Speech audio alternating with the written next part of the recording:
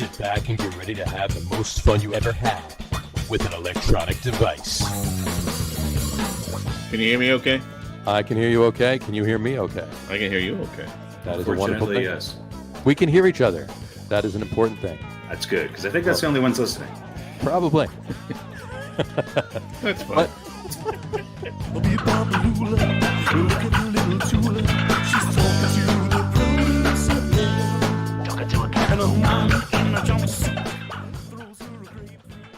All right, everybody, get on with it. There we go. All right, everybody, let's try this again. Welcome out to the Get On With It Sports Show. It is Wednesday, November 3rd, 2021. Jersey Johnny coming at you, apparently very tired from the day. With me, as always, is none other than Mr. RadioPete and Mr. Harry Lug Nutz. Hello, gentlemen. How the hell are you? Just fantastic. Just fantastic. Better than my speech impediment that I just had there. Great. Better than your diction. I'm tired too. I can't believe you're trying to steal the tired man. All right, you can be tired tonight. I'll be tired next week. All right, there we go. Let's all be tired and just end it now. Well, we were all up late last night watching some game or something like that. Well, that's it, folks. We'll see you next week when the over-under is how many Snuggies Pete has in his office. How many Snuggies do you have there? It's a single digit over under. It's a single digit over under. Yeah. But there are more than one? Maybe? Yeah. I'm guessing there's at least 2 Snuggies in there. Let me say 3. Well, are we talking the actual product Snuggie or just something that can act as a Snuggie? Oh, gosh. Yeah. Well, it's a high single digit. The over under would be I need to see the rule book on that one of what constitutes a Snuggie. Yeah. Right. Yeah. Gotcha. You'd have to go to Pete's OnlyFans page to really find out. Yeah, that's where Snuggie has an entirely different meaning. Totally meaning. Right. Different meaning. Yeah. Snuggie Sunday. Snuggie with Pete on Sunday afternoons. Oh, well. So, what did you think of the game last night? Which one? What are we talking about? The Nets game? No, what's that thing called? I think the Heat and the Bucks both covered, as I predicted. There you go. Oh, yeah, baseball. Well, baseball, last baseball game of the season. Yeah. I kept thinking, not because I really felt this way necessarily, but I was thinking of Harry. I'm like, fucking wild card bullshit, and then the playoff game, and they won 50 less games than the other. Couldn't get that out of my head, but. I hate them less than Houston, so whatever. This is true. I don't know. I didn't even watch every second of the game. I was flipping around. I don't know. I just couldn't get that excited about the series. That's actually a question I wanted to ask you guys. Was this an exciting World Series? Not so much. No. Not so much, right? I mean, you had a 6-2 win. You had a 7-2 win. Mm-hmm. You had a couple of close games. You had some back and forth. Yeah, you had, I have a new rule idea for next year. What's that? You actually have to start a starting pitcher, and that pitcher has to pitch 5 innings unless they give up 10 runs or more. Interesting. Well, that's just for the World Series or the whole year? The whole year. I'm just sick of this 19 pitchers. Wasn't that part of the collective bargaining agreement? One of the DH rules they had, right? Was it? There was something that had a starting pitcher that went 5 innings, and then you wanted to bat for him, then you could have a DH after that. So it was one of the proposals. Oh yeah, the starting pitcher. They were kicking around. I'm all right. I'm all right with that. I don't know. Maybe I'm just baseball's the game of baseball has just changed, and not necessarily for the better. Yeah. And look, congratulations to the Braves. Oh, sure. Not taking anything away from them. I mean, look, they have a 150-year history, right? This was their 150th season, and they're still chopping like they're scouting people. This is the 4th World Series that they've won in 150 years. Yeah. The Mets are only. This is the Mets' 60th season. Was the Mets' 60th season? So a lot less, and they won 2. So it's less than half. So the Mets are actually in, as horrible it is, we keep talking about it. The Mets are actually in better shape than the Braves as far as championships go. Well, listen, back in the day, the Braves set a certain standard of excellence, which was winning the National League East every year for 50 years in a row. They were the New England Patriots of baseball. But they, didn't fare so well in either getting to or in the big dance. So, look, it's been, more than a quarter century since they've won. Right? 26 years. Yeah, just years, over. Yeah. So. But There's a lot of teams that have, around the, 20 to 30 year mark and either having been there or having won one. So it's not completely unusual. It's not unusual, a terrible drought. Well, look at it this way. The Braves won. This is their second win in Atlanta, right? They were originally in Boston. They were the Boston Braves. They won in 20. They won in 20. Yeah. They won in 1914. They won the World Series. So that was what?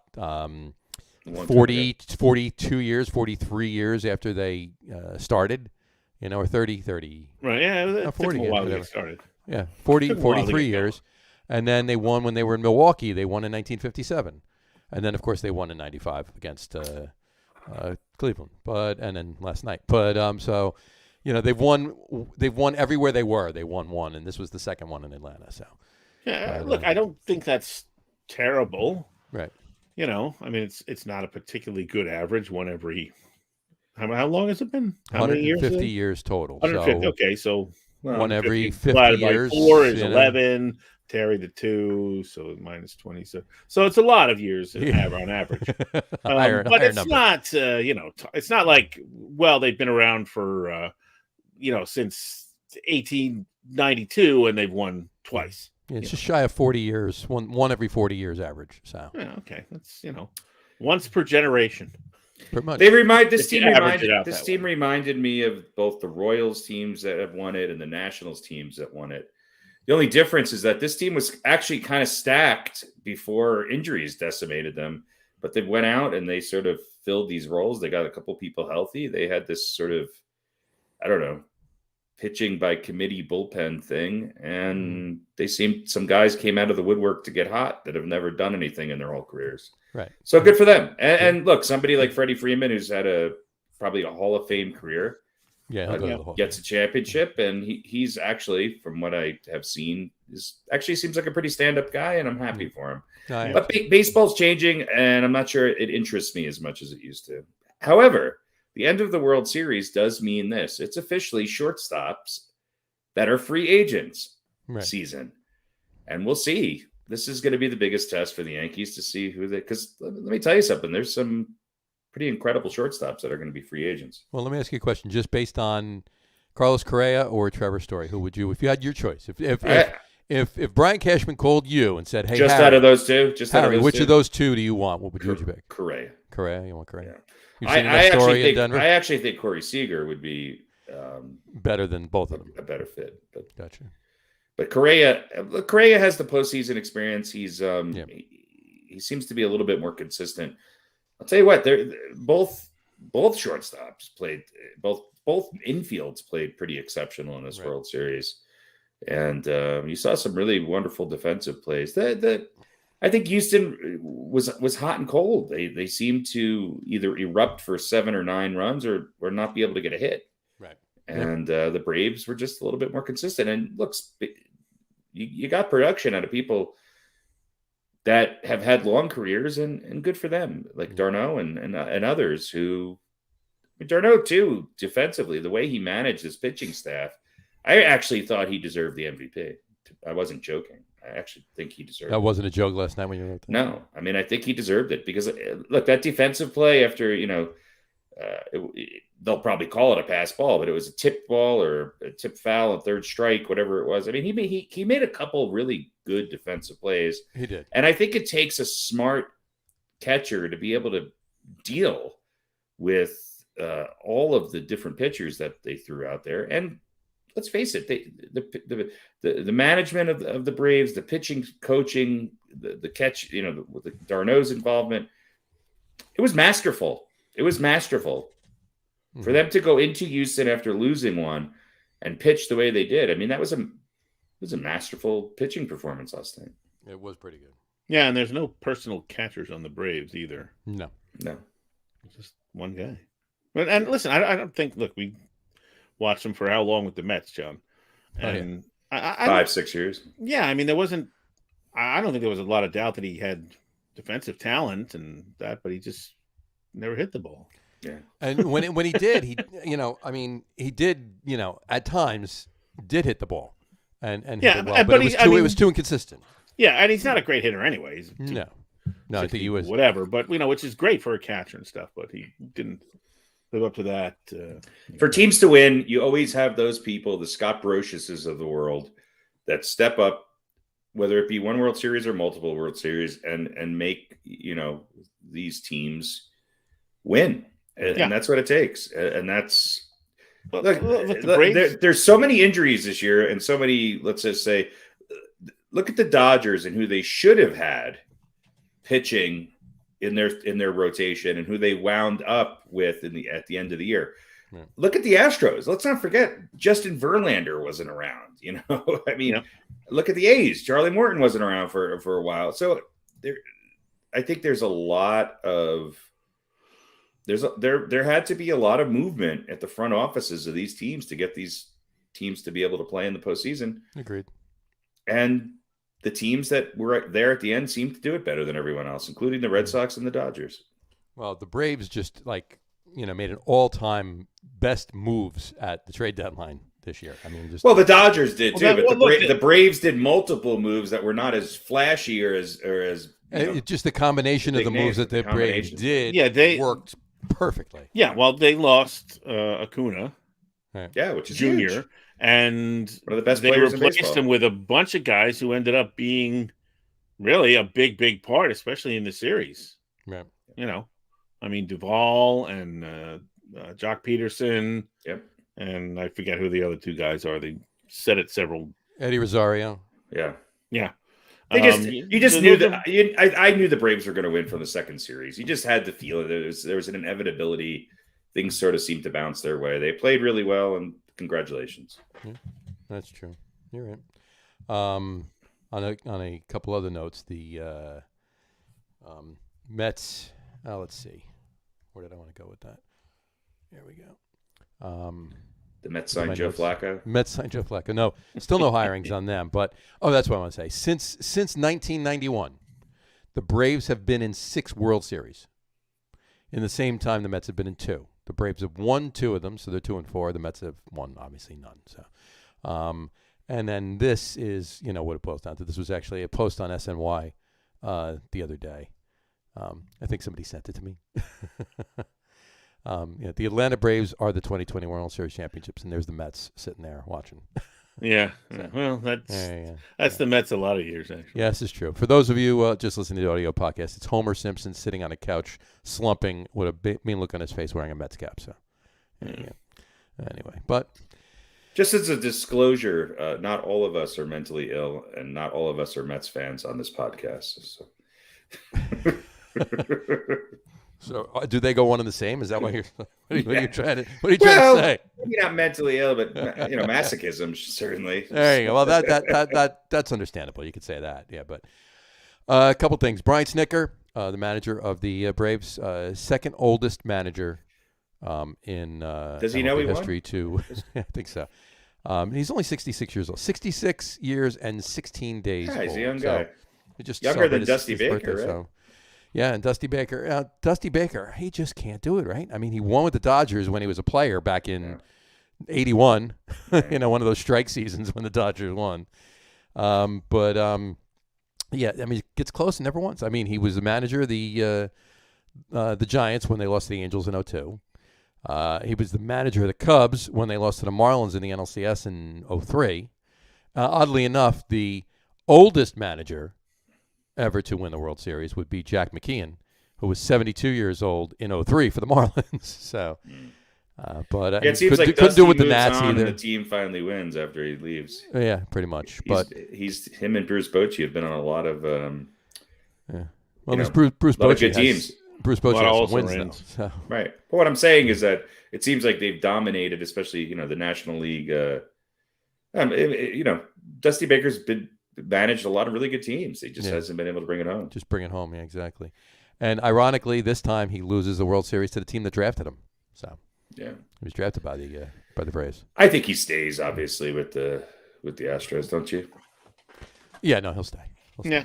But no, what are they going to go out and get? What are they going to, I don't know. He's not going anywhere. It seems like most people. There's a lot of franchises out there, especially the ones that are winning, that are not afraid to change managers dramatically. Apparently, and Well, I mean, the Padres weren't winning. Well, they were, but they weren't. Now they have, one of the Mets prospects for managers is down there now, and apparently he made an announcement the other day. That it wasn't because he didn't want to go to the Mets. It's because he does have a second home in Phoenix, and he wanted to be on the West Coast and go to spring training where kind of he lives. So that's code for I didn't want to go to the Mets. Pretty much. Yeah, pretty much. He's leaving the door open in case 2 years from now he wants. 2 years from now he gets fired from the right. And whoever the Mets hire next year, gets fired in 2 years. That's right. And there'll be some excuse that my life has changed. We've sold our house in Phoenix, and we can move east. We're now anchored to Queens. Right. Yeah, exactly. It's just too hot in Phoenix, and we need some of those Queens winners. We need to go to the Atlantic Ocean. Exactly. So, So I mean, Soler too. He's the sixth all-time player all-time to hit 3+ go-ahead home runs in any World Series. He was the MVP. So. Accomplishment. Yeah, very accomplished. That's been done. He went 300. Yeah, well, 5 times before. But still, right. He hit 300, 3 home runs, 6 RBIs. So, Freddie Freeman, 5 home runs, ties the most in a postseason Braves history. By the way, Freddie Freeman, free agent. Free agent Freddie Freeman. He's not going anywhere. I don't think he is either. I mean, Freddie Freeman's not going anywhere. He had a chance to go somewhere, and he decided to stay, and now they won. But you know what? The chances will probably sign him and have him. Yeah, I mean, the chances they win again are and Rizzo. Less, right? It's really hard to repeat. So he might be like, "Yeah, I did what I wanted to do here." I mean, that's where he wants. That's his team growing up. How old is Freddie Freeman? He's not that old.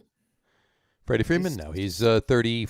He's not a kid, but he's 32, 32, 33, something like that. He's got another 5-6 years though. Yeah, but I mean, playing for the Braves was always his dream growing up and stuff. Right, so. right. And then what Dansby Swanson too grew up in Atlanta.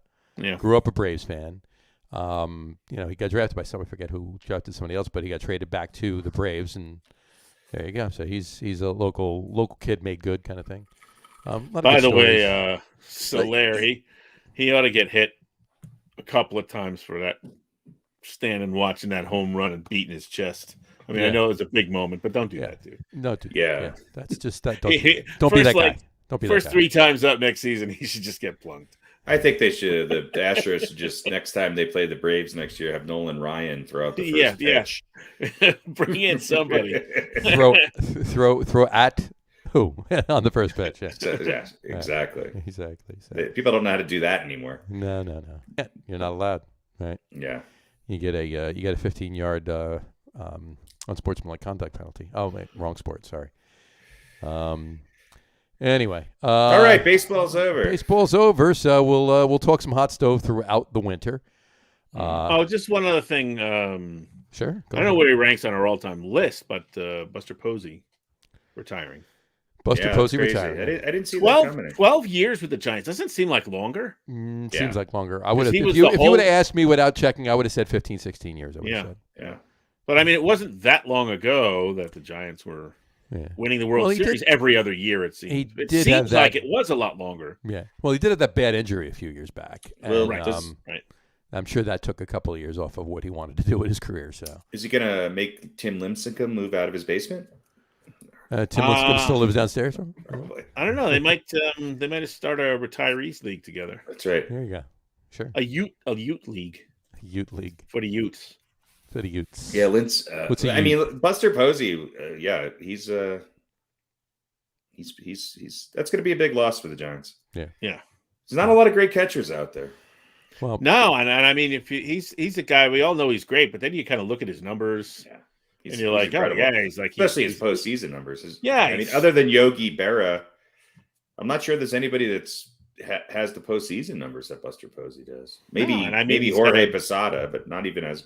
He's got a batting title. Yeah. He's got a lot of catcher. Good. I think he's got a was he a World Series MVP or maybe a league MVP? World Series might have MVP. been both. I think it was World Series. Yeah. You know, just like check. Jimmy, get on that. Check that out. But he's a catcher. Right. So, right. Yeah. So, we'll miss you, Buster. Yeah, absolutely. One other thing too, and I brought this up to you guys, but I want to say it here. This came out last Thursday after the last show. PETA. Yeah, PETA. Oh yeah, PETA. Screw them. Yeah, they want, and when I first saw this, I thought it was actually a joke. It's not. PETA wants the Major League Baseball to rename the term bullpen to arm barn. Yeah. And because they want a more animal-friendly name. A bullpen, in non-baseball terms, usually refers to a holding area where bulls are kept before being slaughtered. Everybody does stupid things every once in a while. Look, PETA does a lot of great things. I don't want to get into an argument about this because I have a feeling that most of our fans probably don't agree with me with, but raising awareness about the horrible, horrible state of what both human beings and animals go through to put fucking hamburgers in your grill every day is one thing, but this is just, come on, run this up the flagpole of the marketing department before you, I'm not in any way insinuating anything else about PETA. It was just this particular issue I mean, come on. I literally looked at it. There's no way this is real. And I'm looking through the comments. I'm like, oh God, you got to be kidding me. So it just gives people more fodder to marginalize you. Yeah, see, that's my problem with it. I think PETA does a pretty takes a few steps forward, and then there's something like this. It takes you're kicking yourself, right in the chin doing this, and it's not helping you. No. You said it right, Harry. You run it up the flagpole to the marketing department before you release something like that. So yeah, it's just, I mean, come on, really, it's like. I think we should, at least in the case of the Yankees, we should call it the blown save safety space. Well, see, that's part of it too. Like the blown save safe space. Yeah, right. If you at least you're getting ready to blow a save and you feel threatened or you need a little space to and Aroldis Chapman will pat you on the back and make you feel so much better about how horrible you just blowing safe space. There you go. Look, if you really think about it, in some cases, bullpen is exactly the right term. Because some of these closers are very often they're the alpha males of the pitching staff, and they're led right to slaughter. Sometimes they don't always get the save. Sometimes they get crushed. But if they had a better name too, like Arm Barn, if you at least had something that that sounds like a place sense was kind of cute, or that baseball fans go, "Oh, that's not a bad idea," But the Arm Barn, I mean, come on. Yeah. Did you guys ever see? There was a great Saturday Night Live skit with Billy Bob Thornton about a fenced-in area, where basically the gist of the story was people were just admiring his fenced-in area. What are you going to do with it? I don't know. I got tires in it for right now, but I don't know what I'm going to do with it down the road. I always thought that it's really what it is. It's a fenced-in area for lunatics, is what people. I mean, call it a lounge or pitcher's lounge or something. Take the animal reference all together, right? The green room. Right. Yeah, it doesn't have to be a barn or anything. Right. It doesn't have to be a pen or a barn or a warm-up alley or something. I don't know. But Arm Barn is just barn. Yeah. That's like a 4-year-old would come up with that. Yeah, the Arm Barn. Oh, the Arm Barn. Yes. It's silly. And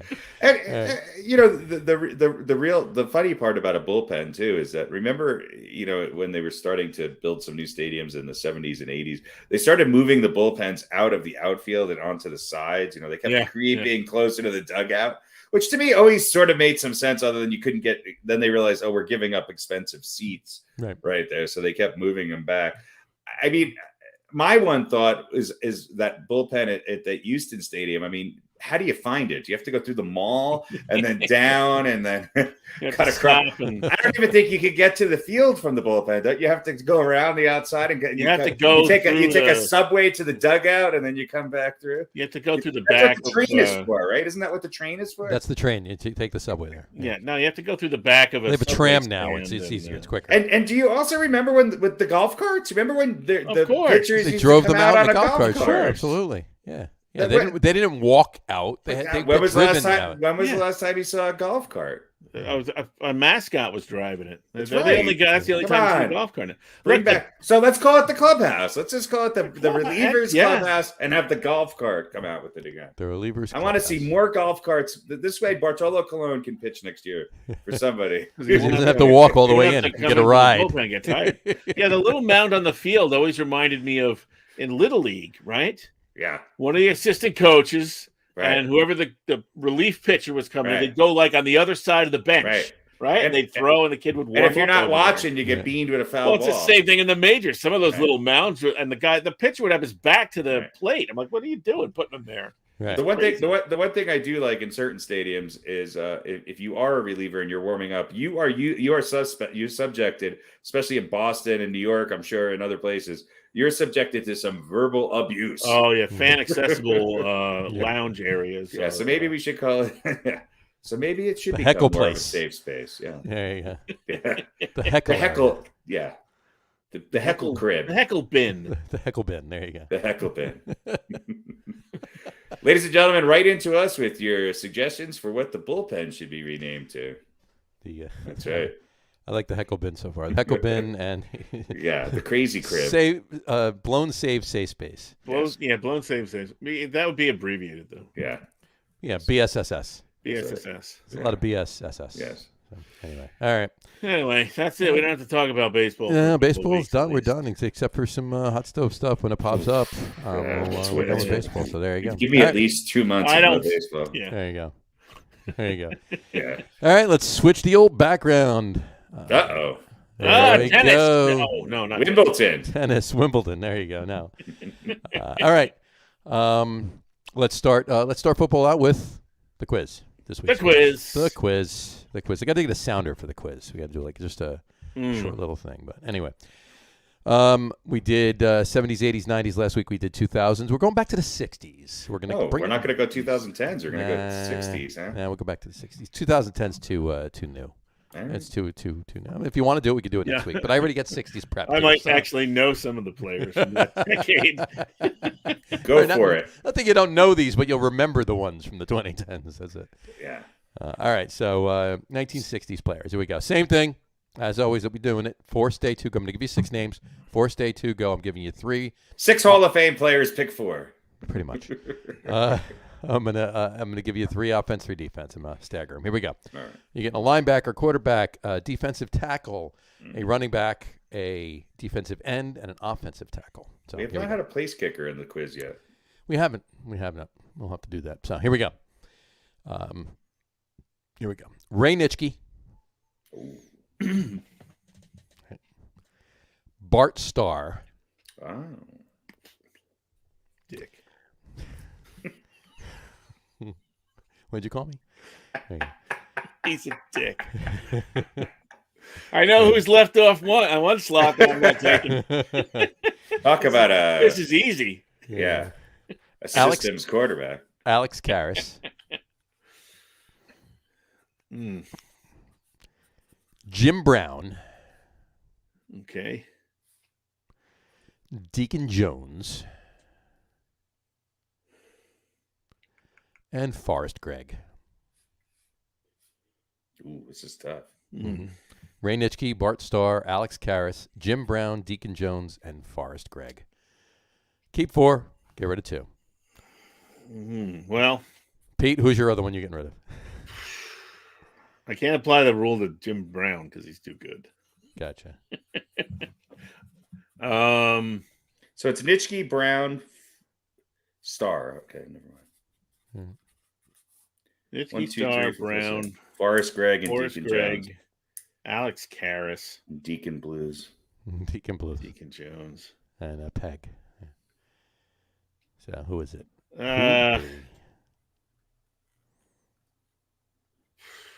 See, the older you go, the harder it is because these players are just, they were so good, and the lore has set in, for so long that this is hard tough. to find. It's hard to tough. find. It's like I'm sure it's like John Mayer every Friday night trying to decide which supermodel he's going to date. Yeah, pretty much. I will reluctantly discard Alex Karras. Reluctantly discard Alex Karras. Mm-hmm. Getting rid of Mongo, huh? Yeah. Getting rid of Mongo. All right, so not so much for his Mongo days, but for that horrible show he did. Yeah, what was it? Webster. Webster, right? Yeah, it's just horrific. Did he create Webster in a lab or something? Is that They adopted him, I'm pretty sure. So the Golden Boy and Karras, gone. Golden Boy and Karras gone. So you're going with Nitschke, Brown, Jones, and Greg. Yep. All right. Harry? I'm going to agree with Alex Karras. I'm going to get rid of Deacon Jones, not because I would ever want to get rid of Deacon Jones, but Bart Starr, Ray Nitschke, Jim Brown, and Forrest Gregg might be the best. Some would argue could be the best that ever played their individual positions. You could kind of make that same argument about Deacon Jones. I think his career was not quite as long as some of these other guys. Mm-hmm. Jim Brown obviously is going to be on everyone's all-time team. If he's not, you're dumb. Ray Nitschke, I would never cut him because I'm still scared of him. And I don't know. Bart Starr's just a legend, and so is Forrest Gregg, and you want to keep those guys together. So sure. Deacon Jones, don't go too far though, because we'll sign you on waivers. Yep. There you go. But so neither of you are taking Alex Karras. No. There you go. I mean, I think if you ask this quiz to 100 people, at least 75% would probably scratch Karras. Gotcha. I was back and forth too to put Alex Karras in there. It was between him and Merlin Olsen for that spot, but I didn't want to put two Rams on there. The old fearsome foursome. Fearsome foursome. Yeah, Turned actors. Yeah, pretty much. That's right. Well, that's what we need. That should be the next which 6 NFL players who were defensive tackle. What was Merlin turned Olsen? Good, and they turned actors. And which 4 are you going to keep? Here's something really funny to think about, though. Think about Deacon Jones and Merlin Olsen switching acting roles. Then it becomes interesting. I remember Deacon Jones had that good cameo on The Odd Couple then too. That's right. He was doing the multi-blade razor commercial. Again, not a slight to Deacon Jones, one of the best ever. But you asked me to pick him. I could have. If it wasn't Jones, I probably would have been Bart Starr. To be honest with you. I got you. But it's Bart Starr. I know. But if it wasn't such a goofus, then I don't know. I probably would have been. He didn't owe me money like he owed you money. I guess. That was for a long time. I bet. Yeah. All right. So there's our quiz for the week. There you go. 1960s players. All right. Getting on to some NFL news.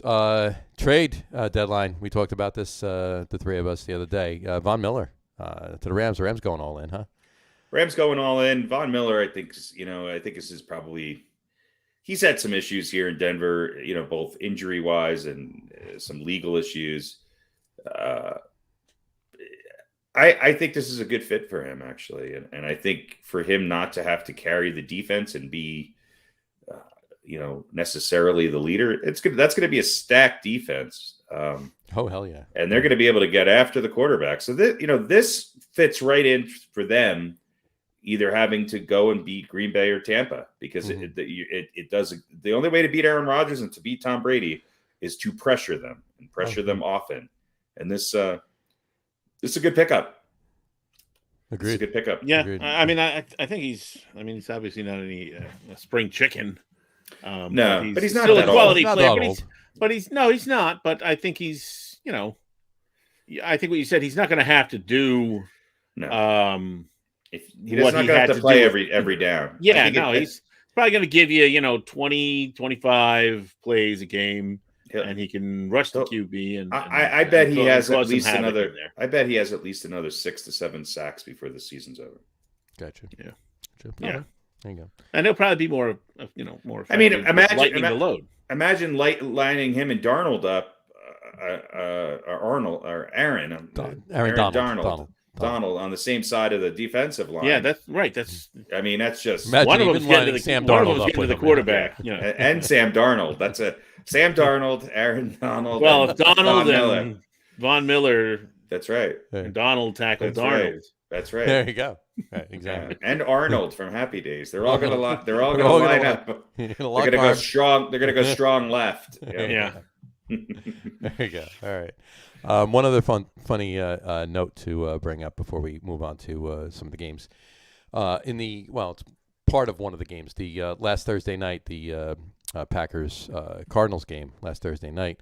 Rasul Douglas intercepted Kyler Murray at the end there in the end zone, pretty much icing the game for the Packers to win. Right. He was signed. He was a fifth-year cornerback signed by the Green Bay Packers off of Arizona's practice squad. Sure. Right. So, yeah. Yeah. So that it's insult to injury for Kyler Murray and the Cardinals, but yeah, they looked good, and going into this week's game, we'll talk about more about that in Beaten by the Coin, but the Packers looked to roll in their first meeting. I think it would have been Aaron Rodgers and Patrick Mahomes' first meeting, not so much. Not going to happen now. So yeah, not this week. Not this week. Not going to happen. So well, listen, we're going to find out. If Jordan Love's got anything, in the tank, and right. he's finally going to get a chance to play. Yeah. Don't see it as a Wally Pip type of situation. Hey, look, maybe he's the next. Maybe he's the next. Next Mike White. Mike White. But well, here's the thing. Like, what if he comes out and has a really good game, and they win big, and you'll say, well, it's the Chiefs and they're kind of reeling this year, but still. Yeah. Look, Daniel Jones almost beat the Chiefs. Jordan Love can certainly almost beat the Chiefs. Well, but my point is, there was a lot of controversy that was caused by him being drafted, not by him, but more by what Aaron Rodgers has done. Right. So what if he comes out and plays well? And Jordan Love could throw for 687 yards and 9 touchdowns. Well, I'm not saying he's going to start. I'm not saying he's going to start. I'm just saying the Packers could be proven sort of right, maybe. Only one game. Yeah. But it's not going to happen. Yeah, we drafted him. I see what I see what your point is. The Jets with Mike White. Yeah, I see what your point is, but there's not. Harry's absolutely right. He could throw for 1,000 yards in one game. Not one person in Green Bay has a hair on their ass to bench Aaron Rodgers to keep. No, that's not what I'm saying. I'm just saying they could have some sort of vindication and say, that hey, this is why we drafted him. Right, we know Aaron is not going to be here forever. Well, he's had 9 years to watch and learn. He's like this is his first start, and he's like 43. Yeah, something like that. And listen, Mike White was not drafted to replace any legends. This is very true. Mike White is a legend to be so far, yeah. Yeah.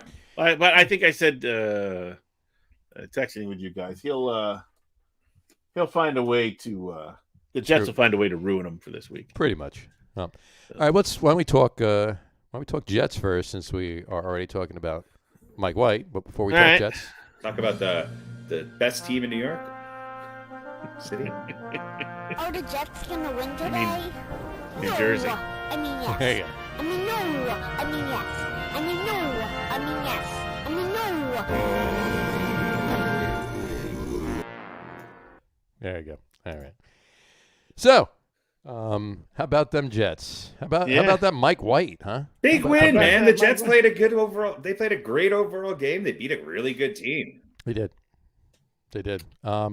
Mike White, 37 of 44 for 405 yards, 3 touchdowns, only 2 interceptions. He's the first Jets quarterback to top 400 yards. Only 2 interceptions. Only 2 interceptions. Only 2. Yeah.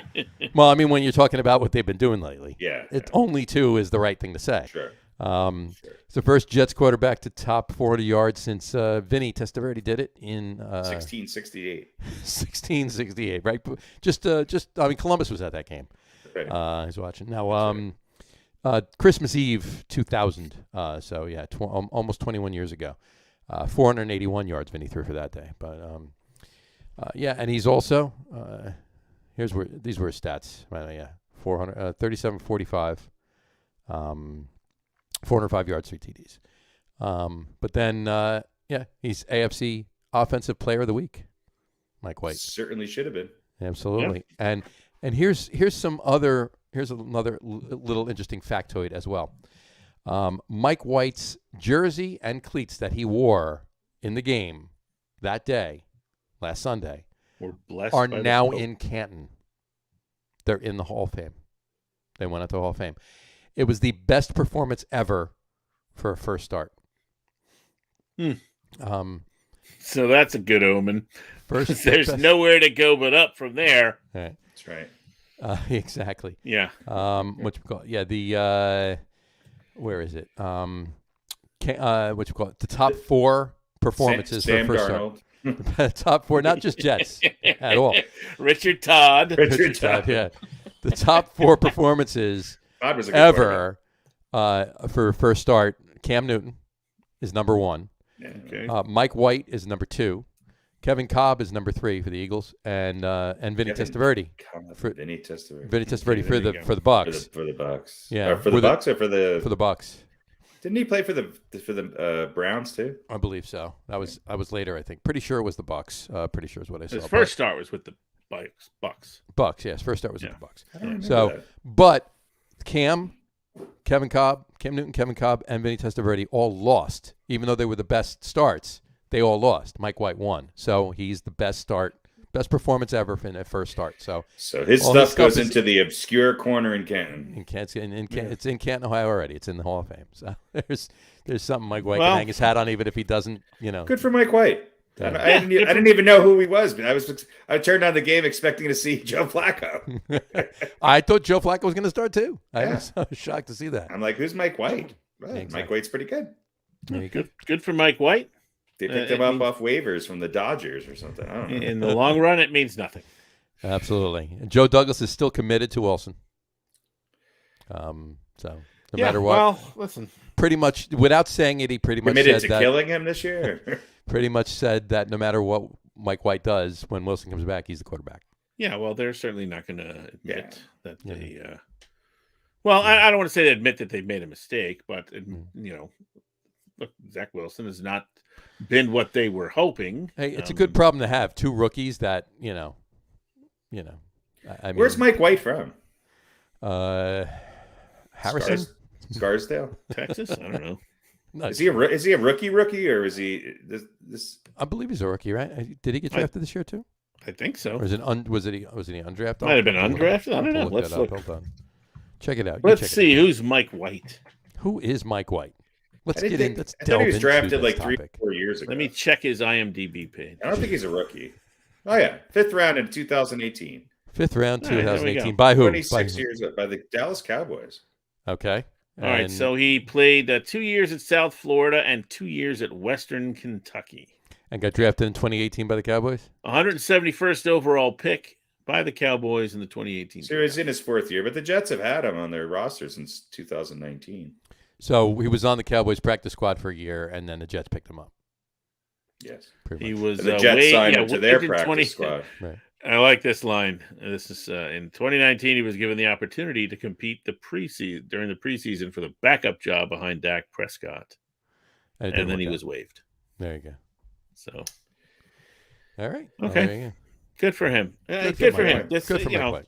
This means feel good story of the week. Yeah, it's a feel good story. And listen, just got to win, so that's nice. But don't read anything into it. This is not the quarterback of the future. If he wins another 3 games, then he could come over. He could stay in the same building and come over across the hall. Come across the hall. There you go. Yeah. Well, they're going to get a look at him, right? Wilson is not coming back. Is that? I don't know. Another week or 2 at least, I think. Yeah. So we're going to get a little extended look at Mike White, assuming he doesn't get hurt. Mm-hmm. How do you think Joe Flacco feels? Yeah. Well, Flacco, I think he feels great because he's got a check. He's got a check every week. There. Back in the day, the best job in football was a 3rd-string quarterback. Yeah. So, hopefully, listen, he'll be a quality backup and. Mm-hmm. Maybe he'll be spectacular, and the Jets will trade him away for. The Jets' offensive line did seem to play better. That's true. They did. He was getting rid of the ball right away. Right. Well, I mean, that was Wilson do that. That was as dinky and dunky as you can get. Yeah. The dinkiest and dunkiest of all. What do you think of the Philly special they ran? To Dunkin' Donuts, guys you find at Dunkin' Donuts has won the Patriots 5 Super Bowls. I'm not saying it's a bad thing. I'm saying it was, I think it was tailor built for him, and maybe they should incorporate a little bit more of that. Yeah, the Jets' offensive line, I'd be speed dunking. Right. Yeah. I think it was 6 Super Bowls too, by the way. But just have one of the. Well, there's one that they won where they weren't eligible every play. That's true. Yeah. So it's the first. This is the first time, or it's the first time the Jets have scored over 30 points in 2 years. Yeah. So, and in one game, right? So yeah. Right. Hey, look, the Jets could still win more games than the Giants this year. Yeah, that's true. They can. Zach Wilson's personal coach, John Beck, is being hired as his personal coach is being hired to the coaching staff. What is a personal coach? Is it like a life coach?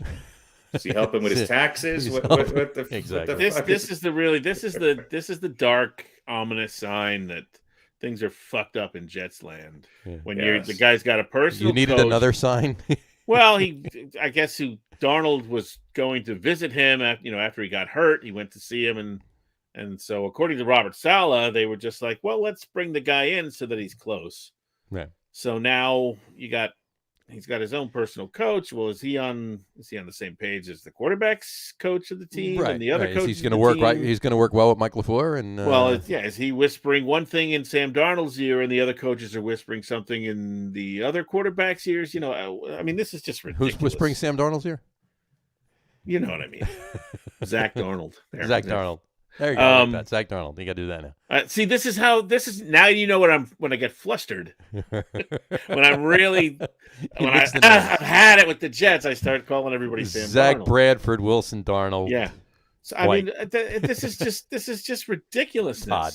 We're bringing in his personal coach. Yeah. Well, I mean, what do you have the other coaches for?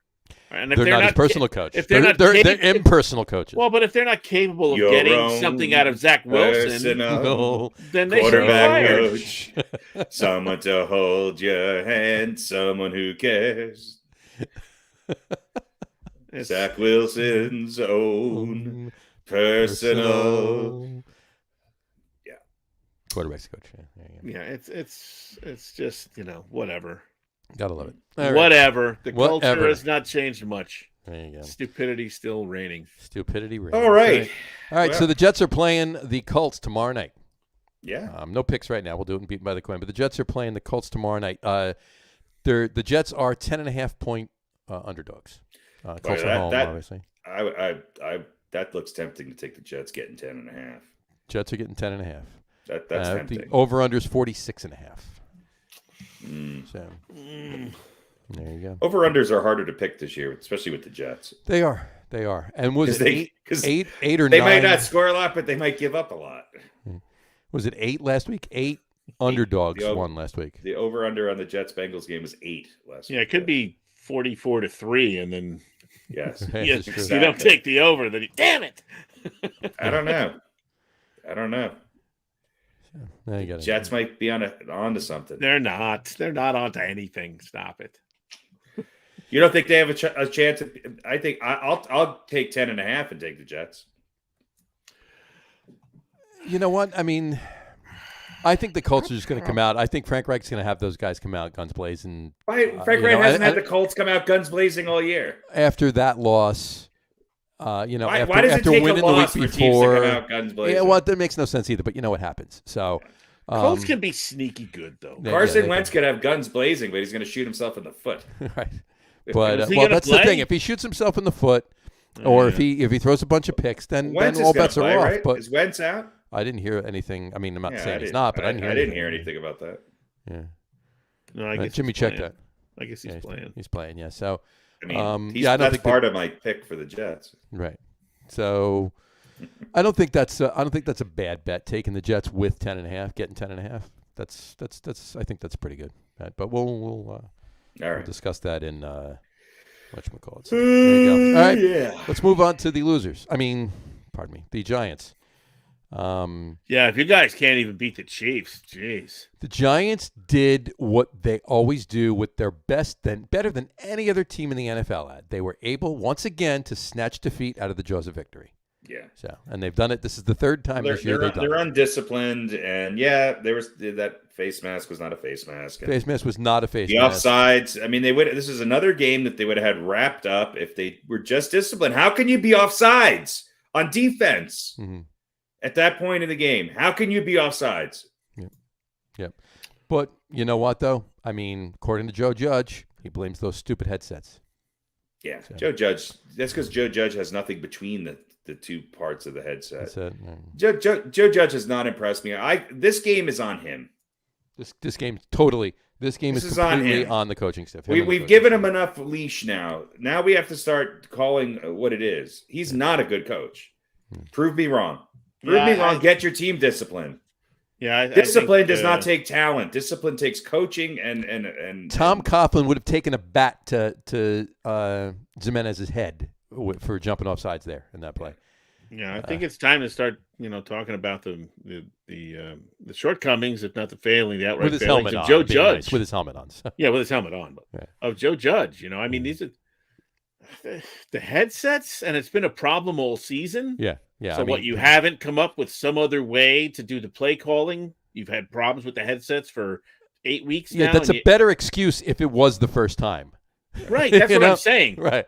If you came out and go, the headsets usually work fine, but I mean, that's standard protocol, right? Yeah. You have to. Every team has a way to get signals in without having the headsets, but except the Giants, apparently, they rely on technology too much. What does it take? Why can't these idiots get this right? Or they're going through head coaches left. The Giants have never had a stretch like this before. I mean, I'm not saying that Joe Judge is leaving after this year because he probably isn't, but that's 2 years. 6 years in a row, 2 years per coach, 3 coaches.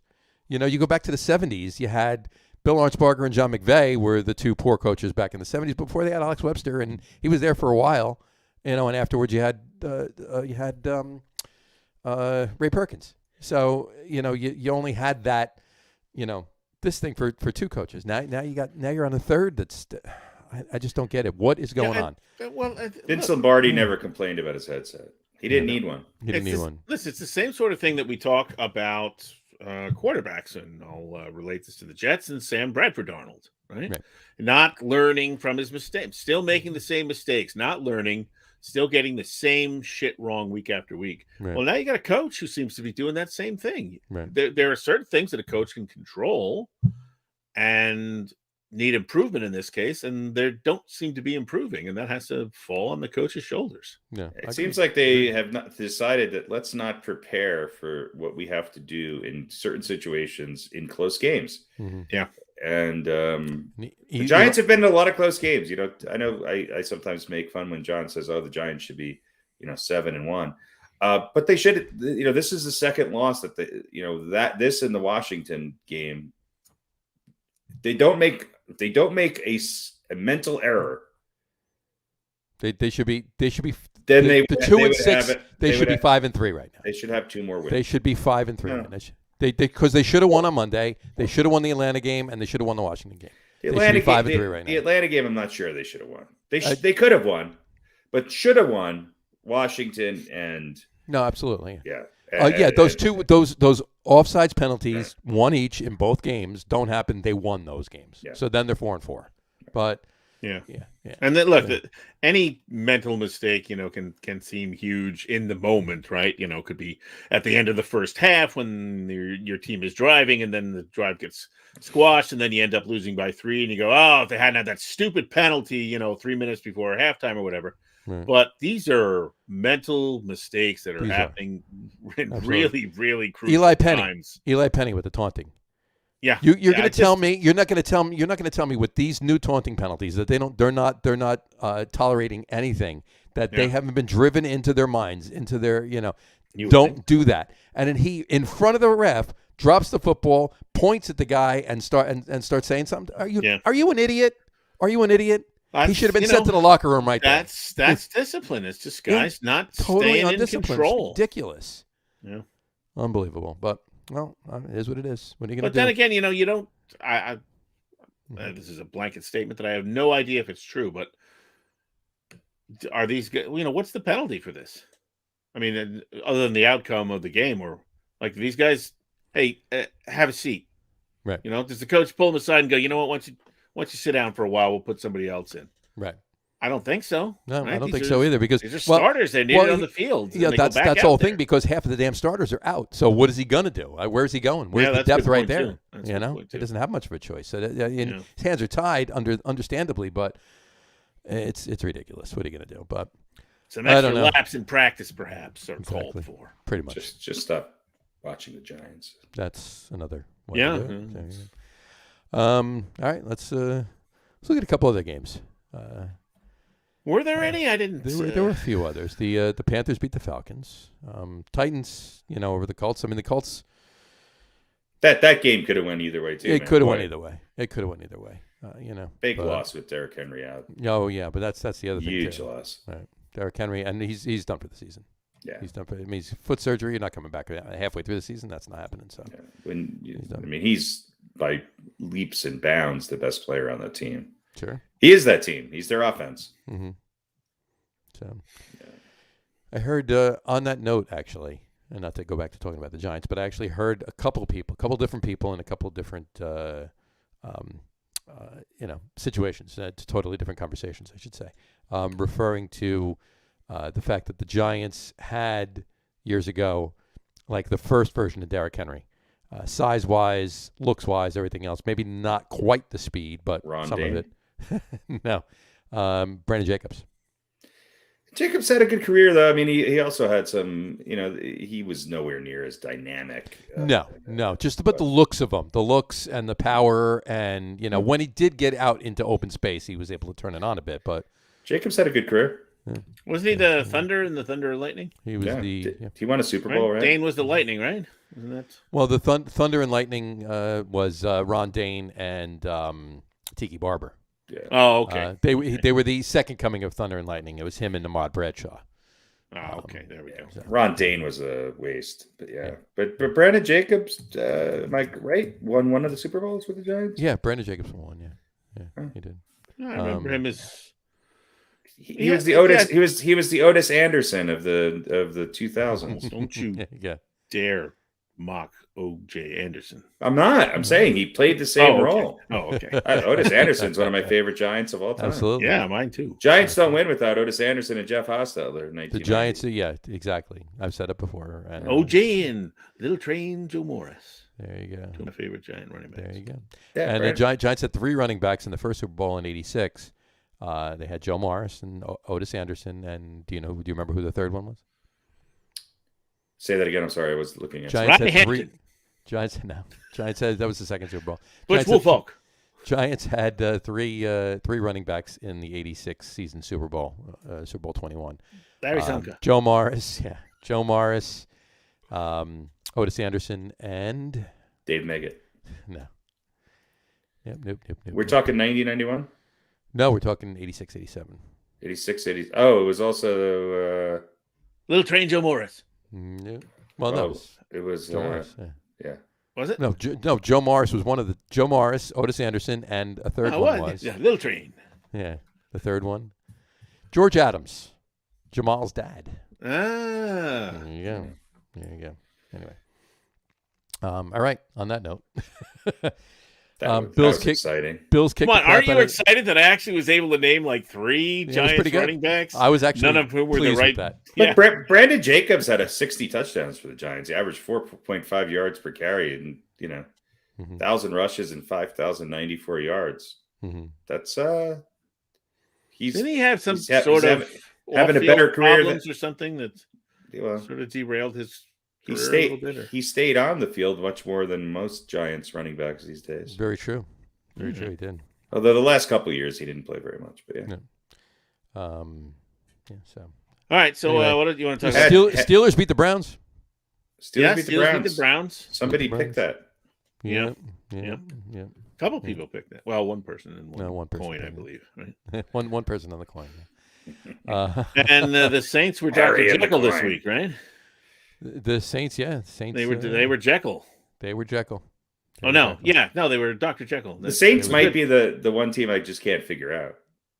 I don't think the Saints can figure them. I don't think Sean Payton can figure the Saints out right now. Yeah. But the one that literally threw me was the Eagles-Lions game. I'm not saying that the Eagles shouldn't have won. I really thought this was the week that the Lions, they're home and all. I really thought this was the week the Lions got their bad. They're horrible. 44-6 to the Eagles. I don't think the Eagles are as bad. I think the Eagles are right there with the Giants and Washington football team in the East of who the hell knows. That's all three of those teams. It's just their mascot should be somebody just shrugging their shoulders. Right. Yeah. Right. Who knows? But I mean the Lions have done nothing, and at this point, well, I guess I don't know. I just thought they were more of a scrappy team. I thought they were the best winless team.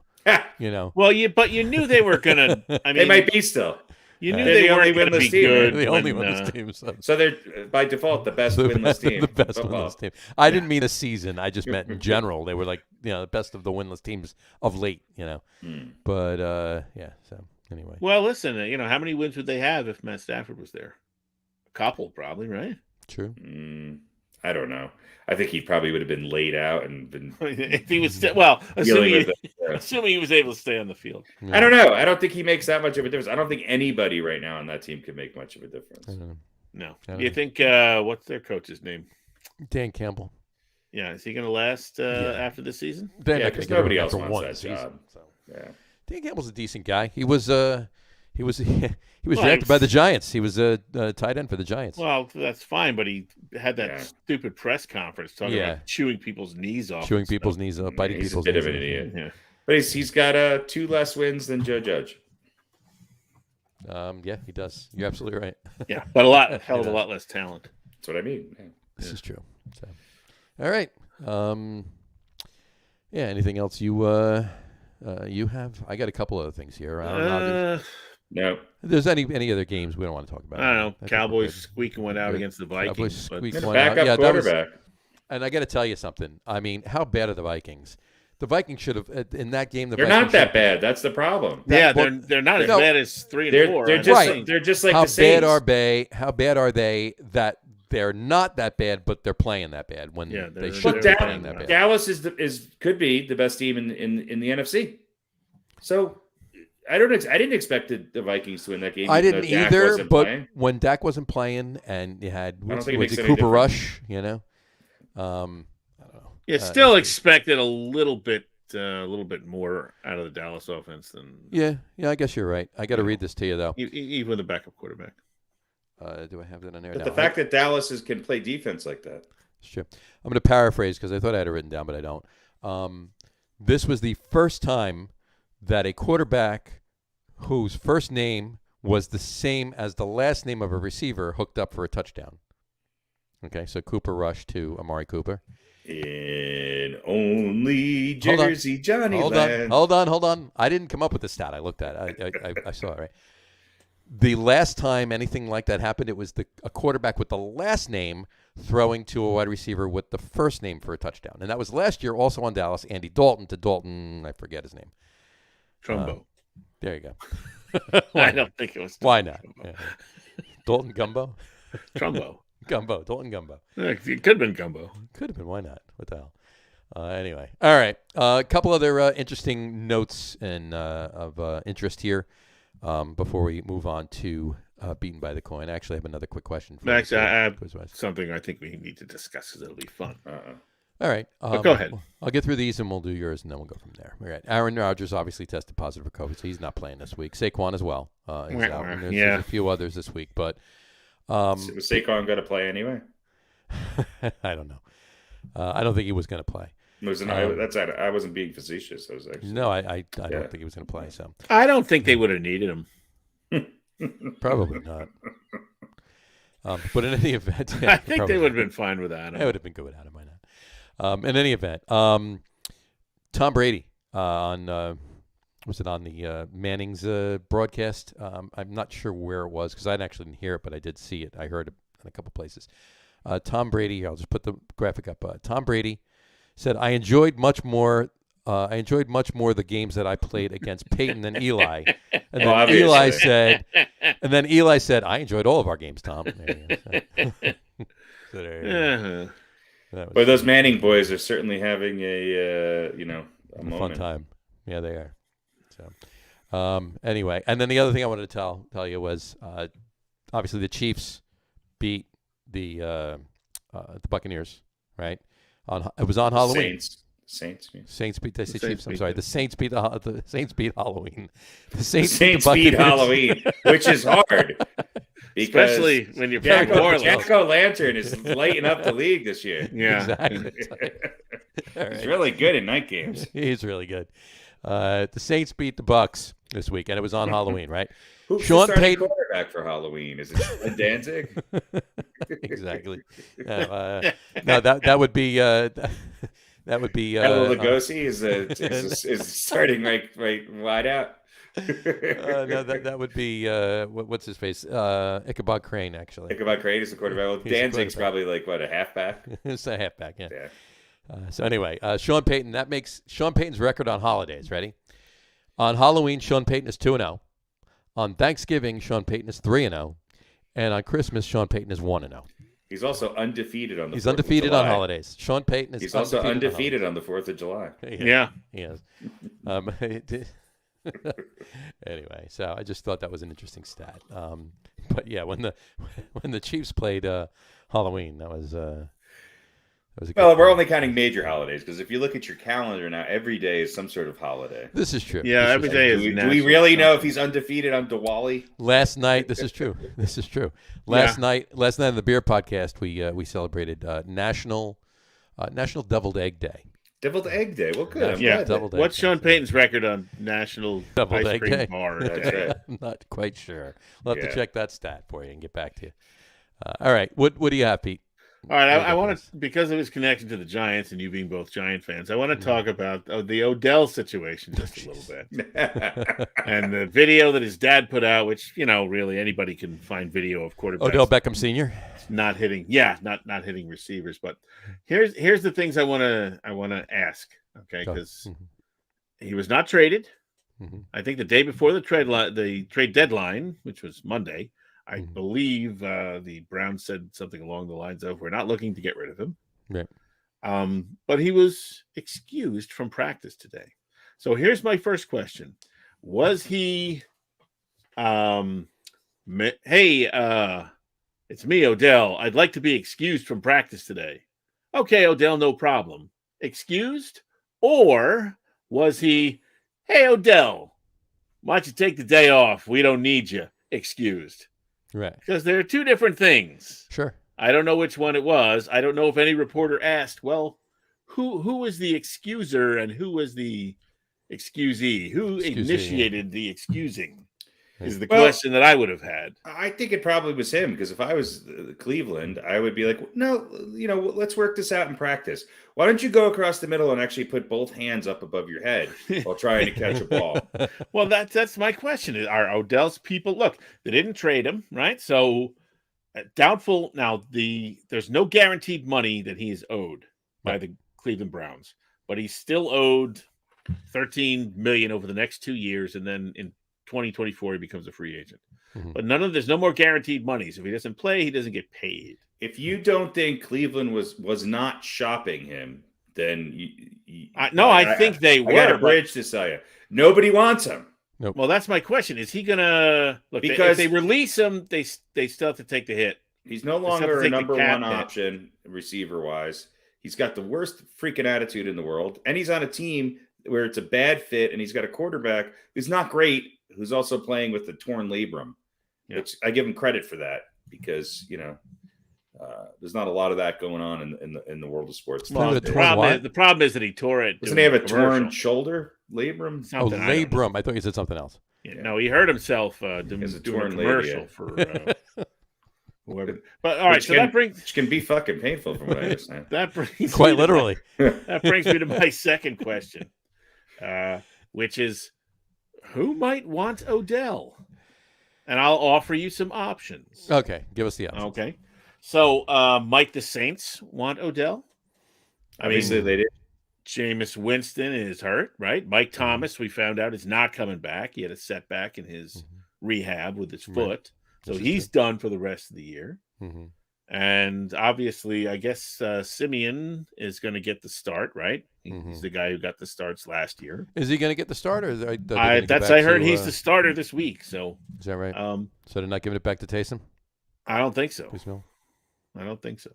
But Tayson's still kind of a darling. So, but my point is, that's it. That's Sean Payton's man crush. I'm shocked that's not Taysom Hill isn't the starter. So unless I might have read the blurb. I mean, no, you probably read it right. You probably read it right. Anyway, either way, whoever it is, might they not want to give him some help? Because I mean, just look at the standings and take a look where the Saints are.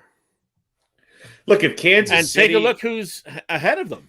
Saints are a half game behind the Bucs for the lead. Yeah, they're behind the Bucs, and other than the Rams, they've got a better record than any other second place team in any division in the NFC. Yep. Nobody wants him because he's a cancer. I don't think anybody wants him. I'm saying might the Saints. Well, I don't think. The question was who wants Odell. I should have asked who might take Odell. But well, nobody's going to take him because it's too late. So Well, but he can go if nobody wants him. He can pass through waivers, and then he's a free agent. Right. Well, yeah, but he's not going to do that. He's not going to leave that money on the table because nobody's going to want to pay him what he's owed. I have to agree. I don't think that unless Cleveland just says, you know what, screw this, goodbye. We'll take the cap hit, get out of here. We don't need you. We don't want you. You clearly don't want to be here. Bye. See you. Right, but I'm saying that happens. That's a different story. Once he goes through waivers, they can sign him for whatever they want. I don't think you give him the satisfaction of that. Right. All right. Well, no, and I don't think they're going to do that either. But that's really at this point the only way that's going to happen. And yes, you're right. If he clears clears waivers, then he's a free agent. He can go anywhere. He's not getting any money either. Obviously, his agent would have to sell a bill of goods to whoever's going to take him.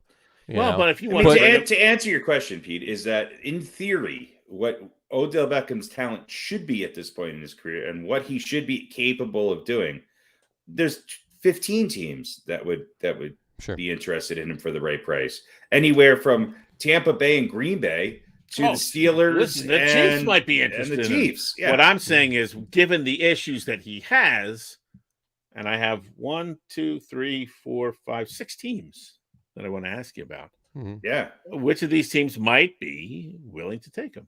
Go ahead. All right. So the next team is the Raiders. Mm-hmm. Look where the Raiders are. The Chiefs suck. And the Chargers are kind of stumbling here. I think after yesterday's news, I don't think the Raiders want any more. Want to take any more chances with bad media. Probably not. But still, this would at least be a distraction from homicide. Yeah. And I mean, that guy's, what's his name? Ruggs. He's not coming back. So they need a receiver. Well, he wasn't a receiver. Yeah, he was, wasn't he? Wasn't he? I thought he was a linebacker. Ruggs? Yeah. I thought he was a receiver. Wasn't he the guy that caught the last-second touchdown against the Jets? Maybe I'm wrong. Maybe I'm mixing him up with somebody else. Probably not. I could be wrong, too. Yeah, he's a wide receiver. Yeah. Okay. Yeah. For some reason, I thought he was a linebacker. Yeah, so he's not coming back. So maybe they could use some Odell. Mm-hmm. All right, here's my next team. These are just thoughts. Unbelievable. Steelers.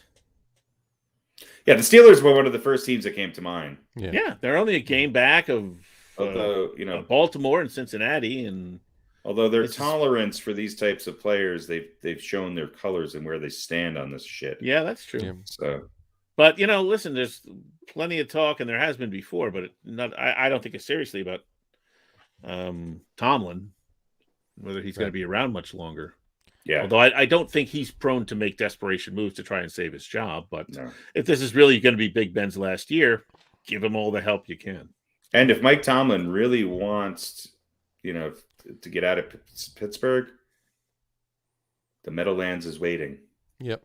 Yeah. And well, in that case, probably bringing in Odell might actually help. Yeah. Right. He could end up just being such a head case that they'll just decide. They're like, well, Tomlin, you brought him in. You're all right. Yeah. Next up, Titans. No Derrick Henry. Obviously, they're going to run the ball, but Tannehill's going to have to throw. I think that's the closest offense to Cleveland. Mm-hmm. And I don't think it's going to make him happy enough. No.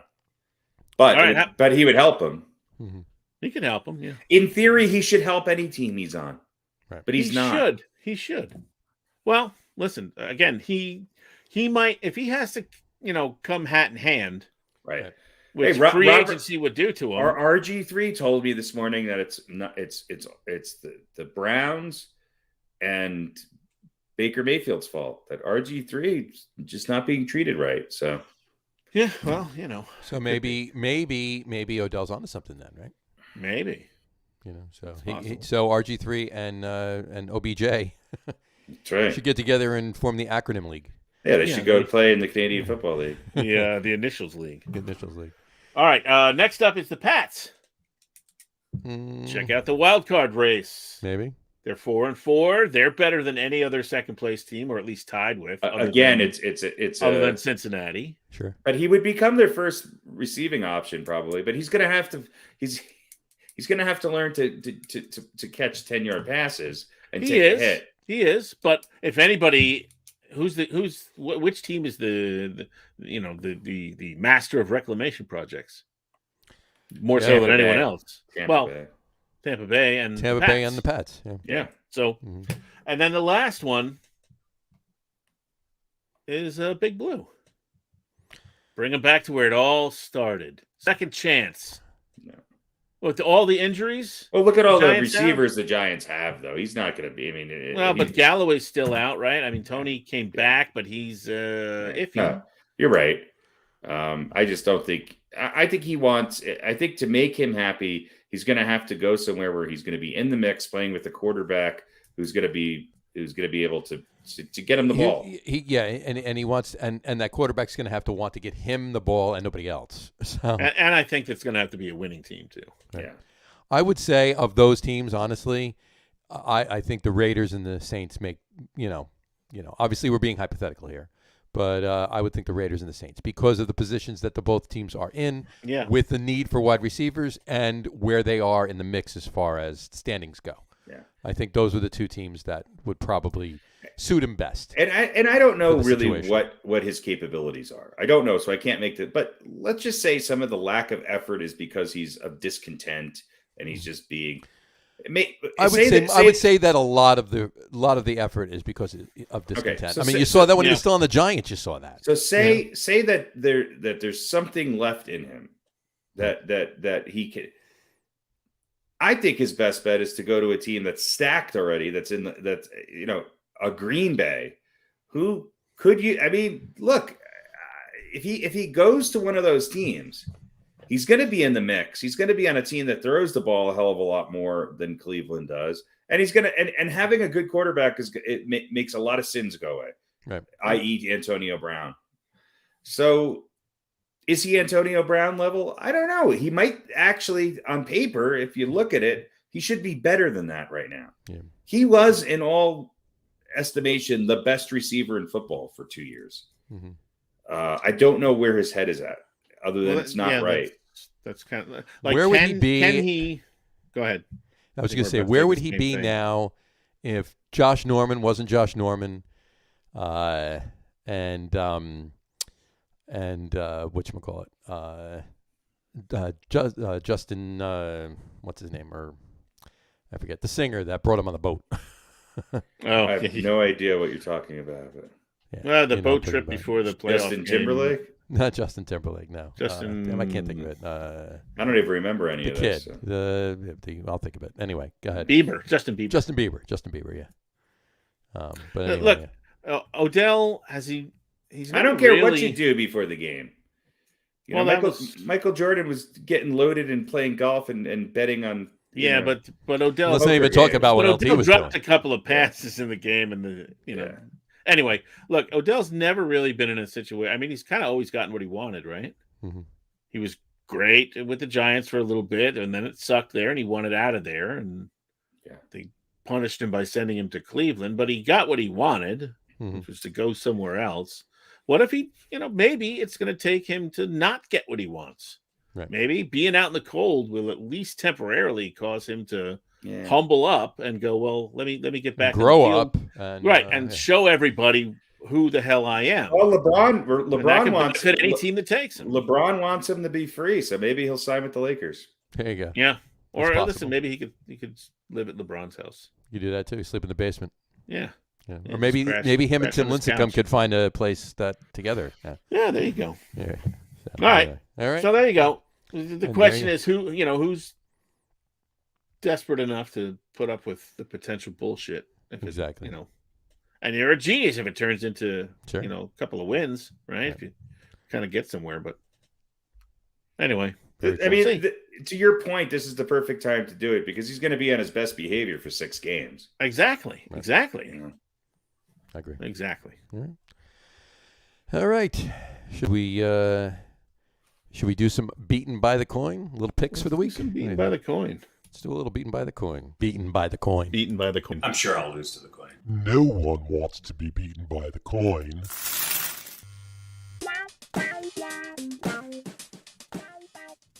Yeah. Well, it was an interesting week last week. Back to our regular 5 games picked, and you two guys, well, nobody really did badly. No. John was 3-2. Harry, you were 2-3. Cleveland let you down in that Steelers Browns game. I thought I picked Pittsburgh. Nope. I mean, I didn't? Nope. Oh, wow. I was excited because Pittsburgh won. I thought I picked Pittsburgh.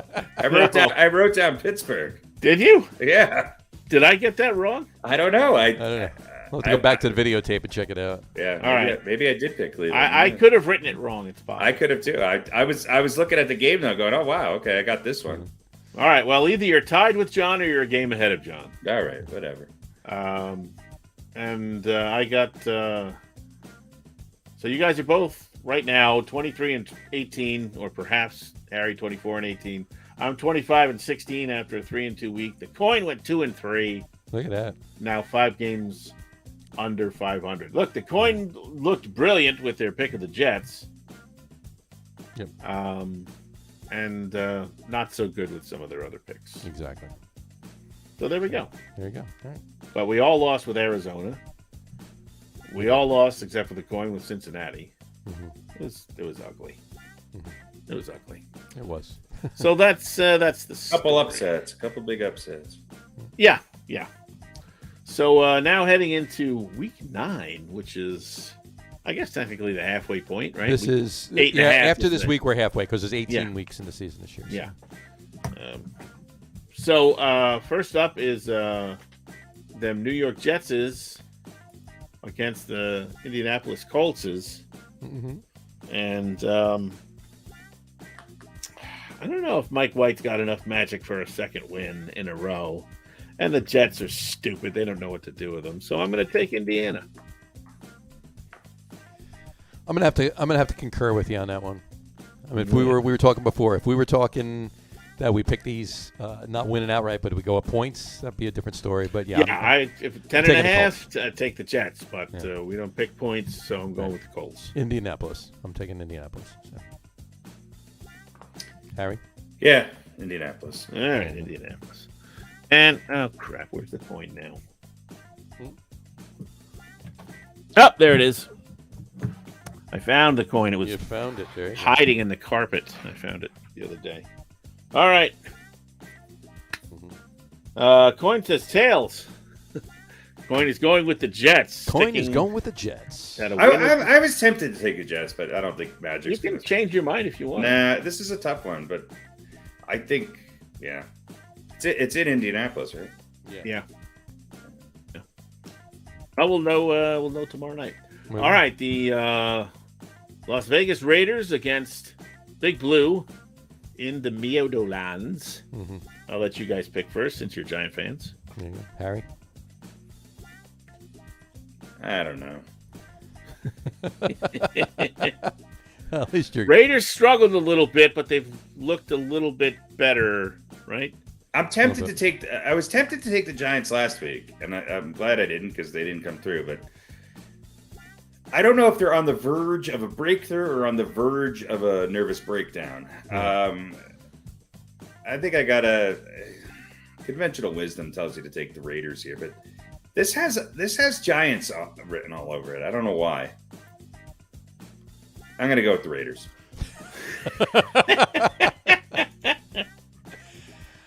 I concur 100% with Harry, but I'm actually going to take the Giants. All right. So, I think I'm going to regret that one, but I'm going to stick with the Raiders. All right. So 2 for the Raiders. No, I'm taking the Giants. Oh, sorry. What? I changed my vote for me. I got to figure out how to shut off the auto play, because every time I open up a new window, there's a fucking video that plays, and it's this goddamn loud, as opposed to normal volumes. Well, luckily it plays in your headphones. Yeah, in my headphones, and so I can't hear what you guys are saying. So when you see me go, that means I opened up a new web page. There you go. Say, Harry's taking the Raiders. I'm taking the Giants. You're taking the Giants. I'm tempted to take the Giants, but I won't. I think the Raiders are going to win this one. All right. What does the coin say? Mr. Washington says heads, so he likes the home team. There you go. I mean, the Raiders are 5-2. They are. They started out like gangbusters, though. Yeah. All right. So they've won 2 in a row. Right. Yeah. In a game that we before today probably wouldn't have put on the slate. Mm-hmm. But now with Aaron Rodgers being out and Jordan Love getting to show his wonderfulness against the Kansas City team that is anyone convinced that they're any better than we thought they were before they played the Giants? I'm not. No. They're not good. They're not a good team. Not that, Oh, they're 4-4.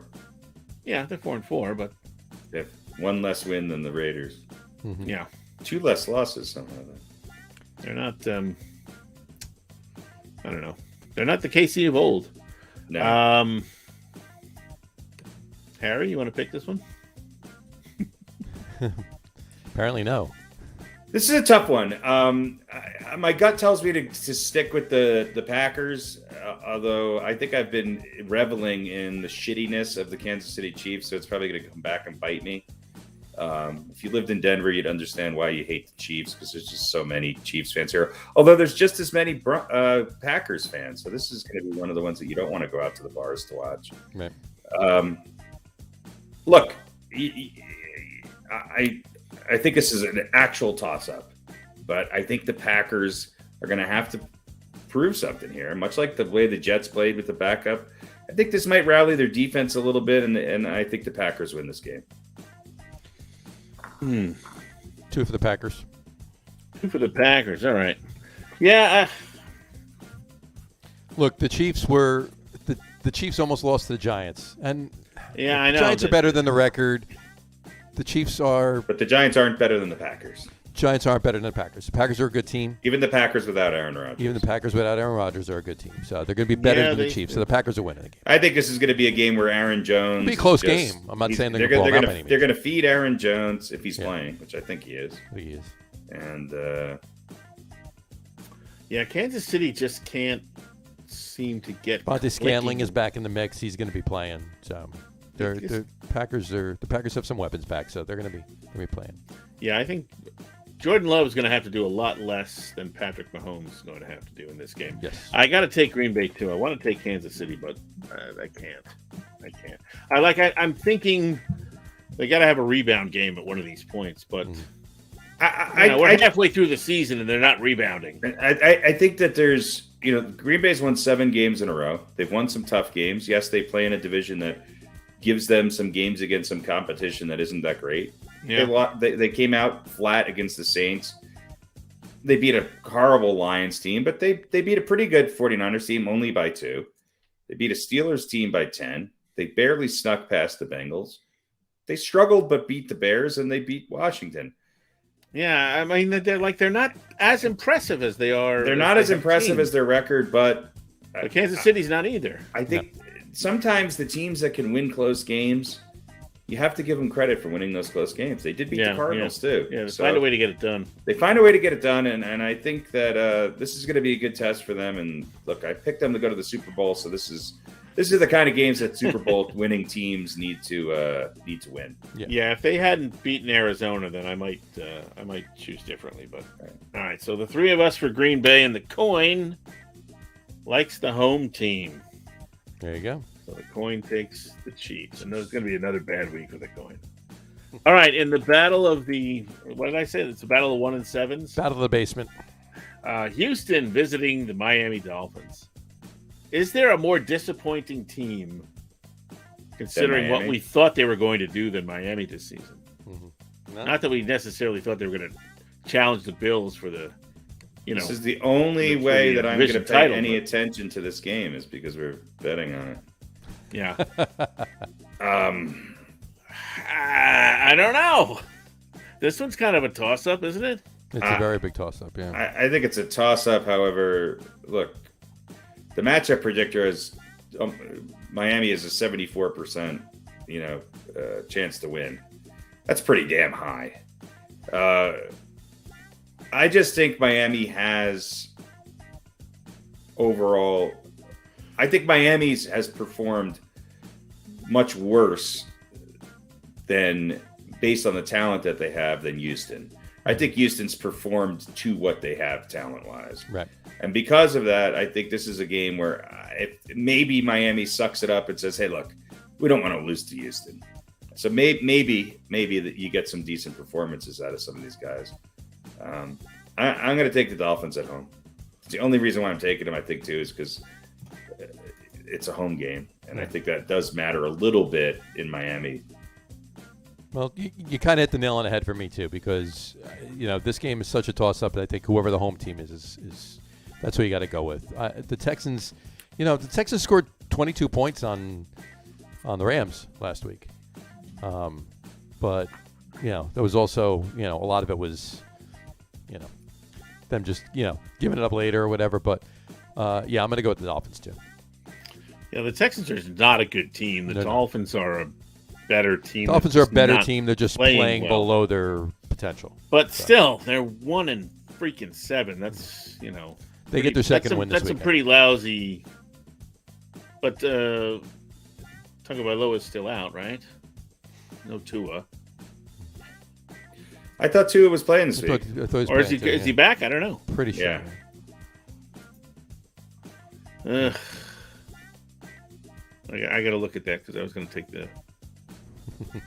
I was going to take Houston, but not if. Yeah, Tua played last week. Did he? Yep. Yeah, Tua's back. Oh, all right. No touchdowns, one interception. You know what? I'm going to take Houston anyway. All right. Why not? Shake it up. Why the hell not? I got a 2-game lead. Might as well squander it. Coin says heads. They like Miami, so there you go. I don't know, limb with that one. And lastly but not leastly, the Clippers versus Philly. The Clippers versus Philly. So that would be the Chargers against the Eagles in Philly. And I will take the Chargers. I'm taking the Chargers.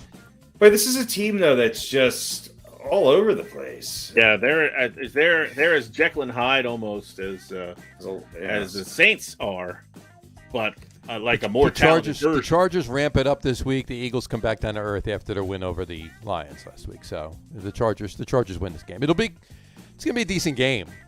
Nobody's blowing anybody out, but Chargers could stumble, and the Eagles could very, very possibly. And I'm not going to say that couldn't happen, but I think the Chargers win the game. So here's who the Chargers have beat: the Washington football team, only by 4. Mm-hmm. They beat a Chiefs team early in the season who we did not have any idea was going to struggle as much as this by 6. Right. They did beat the Raiders. That was when I thought, okay, they're onto something. Yep. Then they squeaked by the Browns, but they let the Browns score 42 points. Yeah, but the Browns were healthy and their offense was clicking early in the season. Right. Well, this was just a couple weeks ago. They lost to the Ravens. They got smashed by the Ravens, and then they lost to the Patriots. So I think the Ravens are a better, The Ravens and the Patriots are a better team than the Eagles. They are. So I'm going to take the Chargers. But I think this game's going to be closer than people. I do. I agree. People think It'll be a close game. I don't. Yeah. I think the Eagles are starting to play decent on the defensive side of things. Yeah, they are. So I think this is going to be a 1-score game, but I'll take the Chargers. Chargers don't win this. I think the Chargers are looking at maybe the most disappointing season moving forward here because they got to make up some ground. Yep. All right. Let's see what the coin says. Coin says heads. They like the home team. Yeah. So there we go. Coin going with the Eagles. So the coin is taking the Jets. the Giants, KC, Miami, and Philly. There you go. So maybe a 1-4 week for the old coin. Or 5-0. Possibly be. Could Or go 5-0. Yeah. Could go 4-1. It would suck for us if it goes 5-0. Yeah. Mm-hmm. Yeah. Anyway. All right. Well, there you go. Beaten by the coin for this week. All right. Beaten by the coin. All right, beautiful. Look at that. All righty. So that must mean That that we're it's done. Time for the marathon segment. It's time for the marathon segment. We're halfway through the show now. Well, listen. Oh, well, this is 10 actually, right? A 10. This is a 10. So it's 10 time out of for, 10. It's time for our top 10 list. Our top 10 list this week, as we've been doing teams, we've been going around the league doing teams. And as you can tell from my jersey and cap tonight, this week's top 10 list is top 10 Oakland, LA, Las Vegas Raiders of all times. There you go. Had to put them all in there because, well, obviously there's no Las Vegas Raiders on this list. So, Nope. safe to say. But it's their name. So, top 10 Oakland, LA, Las Vegas Raiders. Top 10 Raiders of all time. There we go. And we actually, as Pete just alluded to, we actually do have 10 tonight. So that should cut down some time. That should cut down a little. We skip their middle names and what high school they went to. We can get this. We get it done in an hour. In under 20 minutes. Maybe. All right. So let's get it started. We'll kick it off with number 10. Number 10 is going to be Mr. Ted Hendricks. Theodore Paul Hendricks, to be exact. There you go. Stork. Yep. The Mad Stork. Mad Stork. Oh. I didn't know that till I looked it up. The Mad Stork. Yes, absolutely. Stork. There you go. He was drafted in 1969, the second round, pick 15 overall, by the Baltimore Colts. He played for 5 seasons with the Colts, played for 1 season with the Packers, and then he finished out his career for 9 years, with the Oakland/Los Angeles Raiders. 4-time Super Bowl champion. He won Super Bowl 5 with the Colts, and then, of course, he won 3 Super Bowls with the Raiders. 8-time Pro Bowler, 4-time first-team All-Pro, 2-time second-team All-Pro. Remember the 75th anniversary team, the 100th anniversary team. First-team NFL 1970s All-Decade team, first-team NFL 1980s All-Decade team. He's in the Baltimore Ravens Ring of Honor. So, Well, they don't have that much to celebrate, really. Why is he? Did he play for the? Well, he played for the Colts, so I'm not sure if that means anything. How many years did he play for the Colts? He played for 5 seasons with the Colts. So I don't know if that has anything to do with it. I'll have to dive into it while you guys are talking to find out why he's in the Baltimore Ravens Ring of Honor. But he was, he's also in the College Football Hall of Fame, and of course he's in the Pro Football Hall of Fame. He 60.5 quarterback sacks for his career, 26 interceptions and 4 safeties. Outside linebacker he was. Ted Hendricks, number 10 on our list tonight, guys. I mean, he was great. He's definitely the 10th best Raider of all time. This is true. He was kind of a physical anomaly at the time. You know, you didn't really have guys of his size playing linebacker, and he was pretty disruptive, that's for sure, especially in the passing game. Mm-hmm. And I mean, did he lead the league in tackles like 4 years in a row or something like that? I believe so. Yeah. I mean, he's I think he gets kind of lost in the mix a little bit, and I'm surprised he's not maybe even a little higher on this list. But he's one of the best defensive players the Raiders have certainly had. Sure, probably a top 10 all-time linebacker. Yeah. Yeah, he is. He won the Bronco Nagurski Legends Award in 2008 as well. Yeah. So.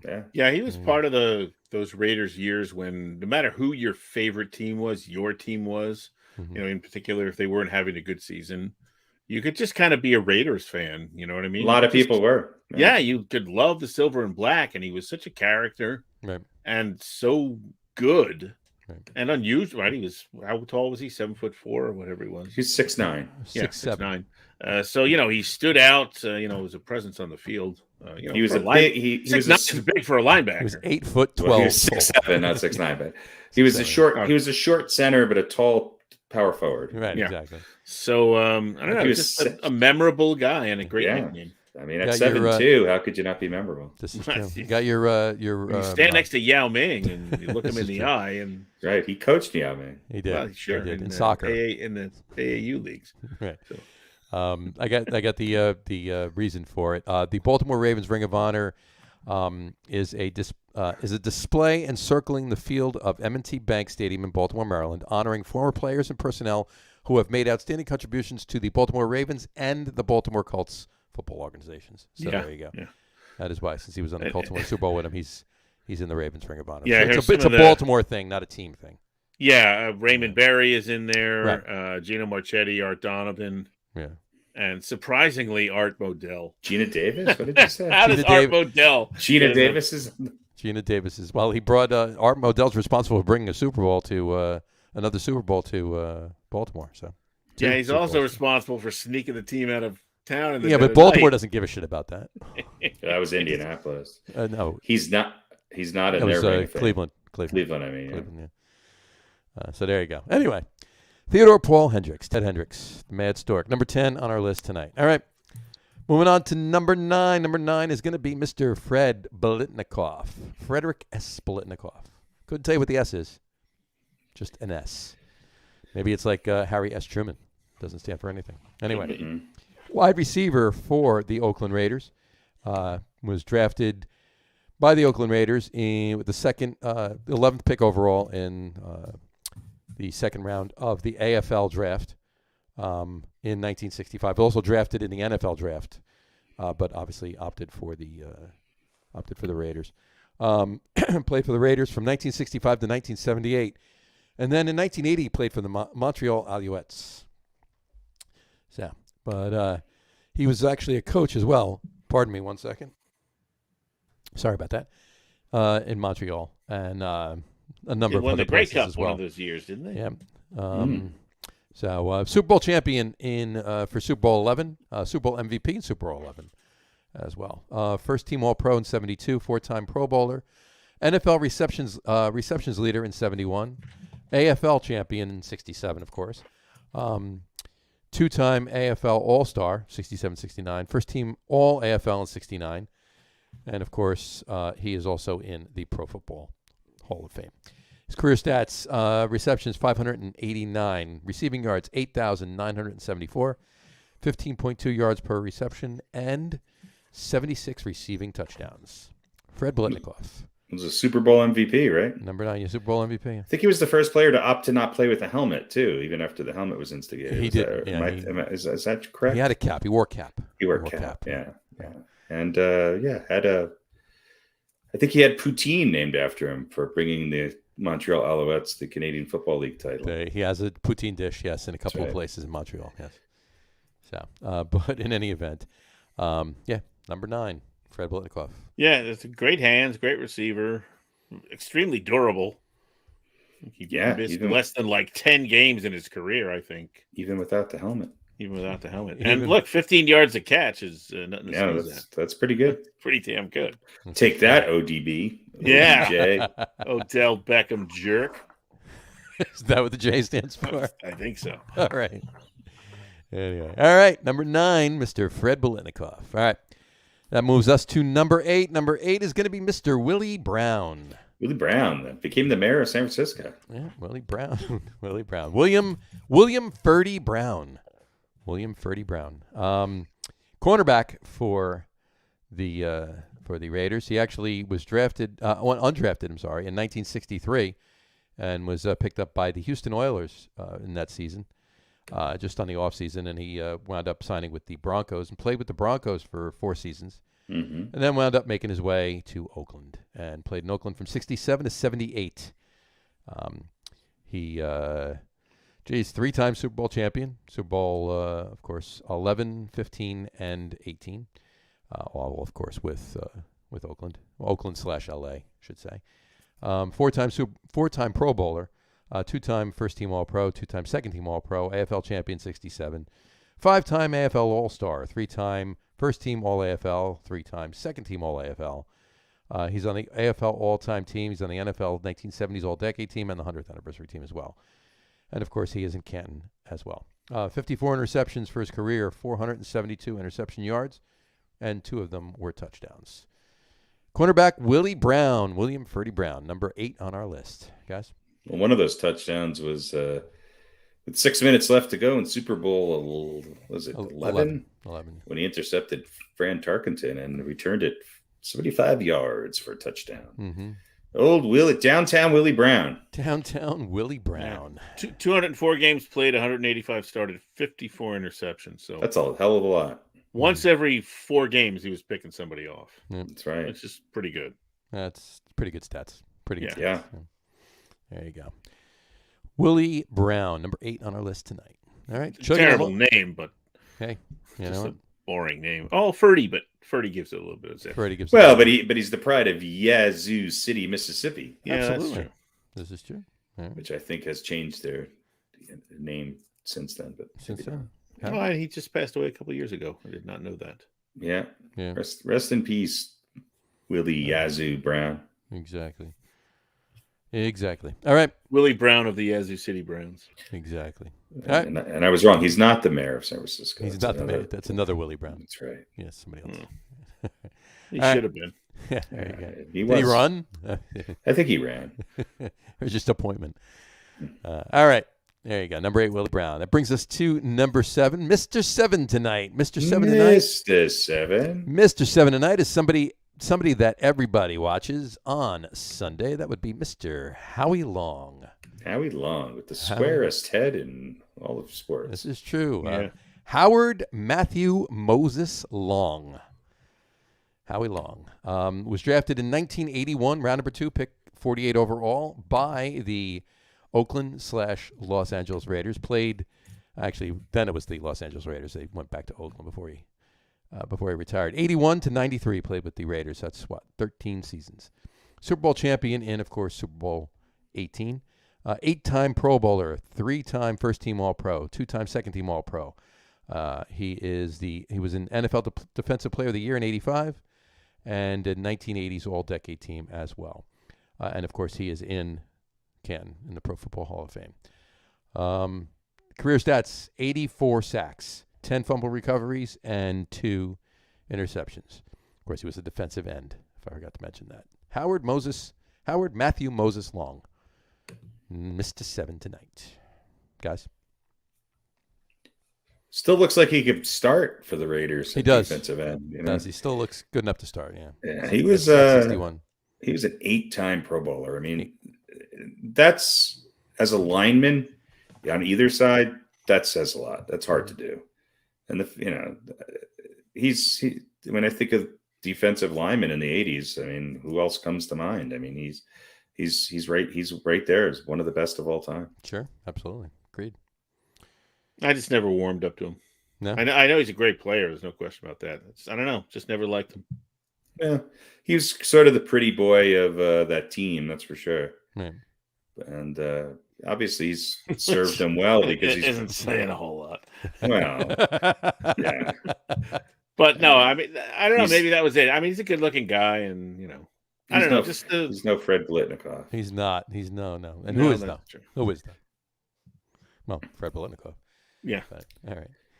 All right. And his identical twin brother. I mean, he played too in a 3-4 defense. And so, I mean, if you're looking at, he's a great player. There's no question about it. He's great. I mean, him and Leroy Selman, maybe. When I think of that era, I'm just trying to think of who else. I mean, he made a lot of linebackers look a lot better. Let's just put it that way. Yeah, agreed. All right. Well, there you go. Mr. 7 tonight, number 7, Howie Long. All right. Moving on to number 6. Number 6 is going to be the Snake. Ben Stabler. Oh, yeah. Kenny Stabler. Kenneth Michael Stabler, to be exact. The Snake. He was quarterback, of course, drafted in the second round, pick 52 overall in the 1968 draft out of Alabama. And that would, of course, be with the Oakland Raiders. Actually, the Spokane Shockers he played for prior to the Oakland Raiders. The Spokane Shockers were, Spokane Shockers were a professional American football team based in Spokane, Washington, part of the Continental Football League. But in any event, he obviously opted to be drafted by the Raiders. So Played with the Raiders from 68 to 79. So that would be 12 seasons. And he played 2 seasons with the Oilers and finished out his career with the Saints for 3 years, 82 to 84. But it's his years with the Raiders that we're talking about tonight. 3 fairly forgettable years with the Saints. Pretty much. The 12 years he spent in Oakland. Super Bowl champion in Super Bowl 11. NFL MVP in 1974. NFL Offensive Player of the Year in 1974. First team All-Pro in 74. Second team All-Pro in 76. He was a 4-time Pro Bowler, 73, 74, 76, and 77. 2-time NFL passing touchdowns leader, 74 and 76. NFL passer ratings leader in 76. Of course, he won the Burt Bell Award in 76, member of the 1970s All-Decade team. And he's also, of course, enshrined in Canton, Ohio in the Pro Football Hall of Fame. 194 career touchdowns, 222 career interceptions, but 27,938 passing yards, and a career passer rating of 75.3. Number 6, the Snake, Kenny Stabler. Guys. Well, you want to talk about a different era of football. Mm-hmm. Ken Stabler's yards per game career average 151.8 yards. Mm-hmm. He had 3 years where he averaged over 200 a game. So, but he was, legendary, almost mythic. Come from behind victories. He had, sure. I don't know, 15 or 16, I think it was, something like that. And, listen, maybe a few shenanigans, right? They had to create a new fumble rule because of the Raiders, right? Mm-hmm. Sure. But you always felt like the Snake was going to get it done, and he was I think one of the reasons why they, like we talked about before, a lot of people just sort of adopted the Raiders as their team. And they were the punk rock they team were of the NFL. Yeah. And they were the bad boys, and the silver and black and the logo and all that. I mean, he was sort of the leader of all that. He came through in big games, but I thought you were going to talk about his off-field exploits. I mean, thank God these guys played before cell phones and Twitter and social media, and social media, because he wouldn't have lasted 3 games. I mean, I think the best thing Ken Stabler ever gave to us was his autobiography, which is a really fun read. He's quoted in that as saying, "We're the only pro team who traveled with its own bail bondsman." He once bailed someone who we don't know who it was, but he once bailed somebody out of jail who was wearing nothing but a blue cowboy boots and his Super Bowl ring. They used to get drunk and point guns at each other. Okay, and this is another quote: "The monotony of training camp was so oppressive that without the diversions of whiskey and women, those of us who were wired for activity and no more than 6 hours of sleep a night might have gone berserk." So about as all American as you can get. And and most importantly, Jake the Snake Roberts adopted his nickname as a tribute to Stabler. Yeah, look, there were certainly a lot of guys back in the day who, by today's standards, which are, obviously borderline ridiculous in so many cases, would have gotten in big trouble. But these Raiders were kind of one of the early guys who, I don't even know if they understood that, the athlete is king in this country. Yeah. And they're like, they pushed the envelope of what you could get away with it. And I don't even know if they did it on purpose. They were just like, let's go out and have some fun. And that definition of fun was, would get them in big trouble. But they had each other's backs. They had each other's backs, and they would not have been on. They would not have been having their dads complain that they weren't getting enough passes. No. Well, and more importantly, there was the owner of the team had their backs too. Oh yeah, I mean, he loved certainly it. Was not above. I mean, he prided himself on taking every cast off and misfit. Yep. And turning them into championship teams. Just win, baby. Right? That was no matter how you do it, just do it. Exactly. I mean, Kenny Stabler is somebody who was given a shot, and he was also a hell of a pitcher. There you go. Yeah. All right. Anyway. All right. Ken Stabler. I'll take him. There you go. 2 minutes to go. I'll take Kenny Stabler. Number 6 on our list, the Snake, Kenny Stabler. All right. That brings us to number 5. Number 5 is going to be Mr. Jim Otto. James Edwin Otto, to be exact, center for the Oakland Raiders. Drafted in the second round of the 1960 draft out of Miami by the Oakland Raiders. Played 15 seasons, 1960 through 1974. He played a long time. Yeah, 15 seasons at center for the Raiders. 2-time first-team All-Pro, second-team All-Pro in 72. 3-time Pro Bowler, member of the 100th anniversary all-time team. AFL champion in 67. 9-time AFL All-Star. So if you couple that together with his Pro Bowl years, he was a 12-time Pro Bowler, if you want to look at it that way. Because obviously AFL personnel didn't go to the NFL Pro Bowl until they merged. And he was a 12-time first team. So 10-time first team All AFL. Yeah, exactly. So he's a 12-time first team All Pro. And then a member of the AFL all-time team as well. And of course he's in Canton. Enshrined in Canton and Pro Football Hall of Fame as well. 210 games played, 207 games started, and he had 5 fumble recoveries in those games as well. Number 5, Jim Otto. Guys? I mean, a lot of people, and I might be one of them, I think he's maybe the best center of all time. We're going to be talking about some other offensive linemen here, not just the Raiders knew how to pick guys and turn them into legendary blockers. I mean, this guy was maybe to his detriment as tough as they came. He had 74 operations, including 28 on his knee. Mm-hmm. It's incredible, but he was dominating, and he's at the very top of very many people's list of the best center of all time. There you go. Yeah, I don't know if there's a better team in the history of the league that,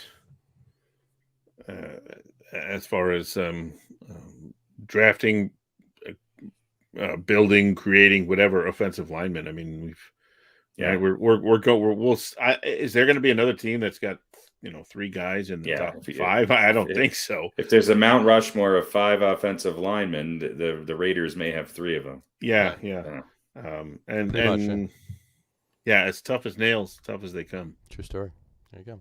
And again, you think about things that defensive linemen used to be able to get away from, right? Get away with, right down in the trenches, the head slap and the gut punch and all that stuff. And this guy's got his head down. He's got to worry about a clean snap before he even gets to take on some of those big. And he played half his career with just the the simple 2-bar Joe Theismann helmet. Yeah. Exactly. I mean, it's he was not the pretty boy of the Raiders. No, his this guy was. Yeah, I'm scared just looking at pictures of him. Yeah, I mean, it's just That's funny. I mean, he paid a big price, that's for sure. But man, one of the best ever. All right, number 5 on our list tonight, Mr. Jim Otto. All right. Moving on to number 4. Number 4 is going to be the second Brown on this list, Mr. Tim Brown. Timothy Donnell Brown. Timothy Dalton Brown. There you go. Timothy Dalton Brown. Wide receiver out of Notre Dame, drafted in the first round, pick number 6 overall in 1988 by the L.A. Raiders. Played, 11, 12, 13, 14, 15 seasons. 15 seasons for the Raiders. Back to Oakland, obviously, after that. And then finished his career one season with the Bucs as well. 2-time second-team All-Pro. NFL receptions co-leader in 1997. 9-time Pro Bowler, member of the 1990s All-Decade team. And he won the Heisman Trophy, too, in 1987, as well as the Walter Camp Award and a few others in college. Of course, he's in the College Football Hall of Fame, and he is enshrined in Canton in the Pro Football Hall of Fame as well. Receptions, 1,000 career receptions, 1,094 career receptions, 14,934 receiving yards for his career. That's 13.7 yards per reception, and he has 100 receiving touchdowns for his career as well. Tim Brown, number 4 on our list. Guys? Yeah. Can a guy that successful almost be underrated? Yeah. You know, I mean, we talk about all that, and what he did as a kick returner too. Yeah.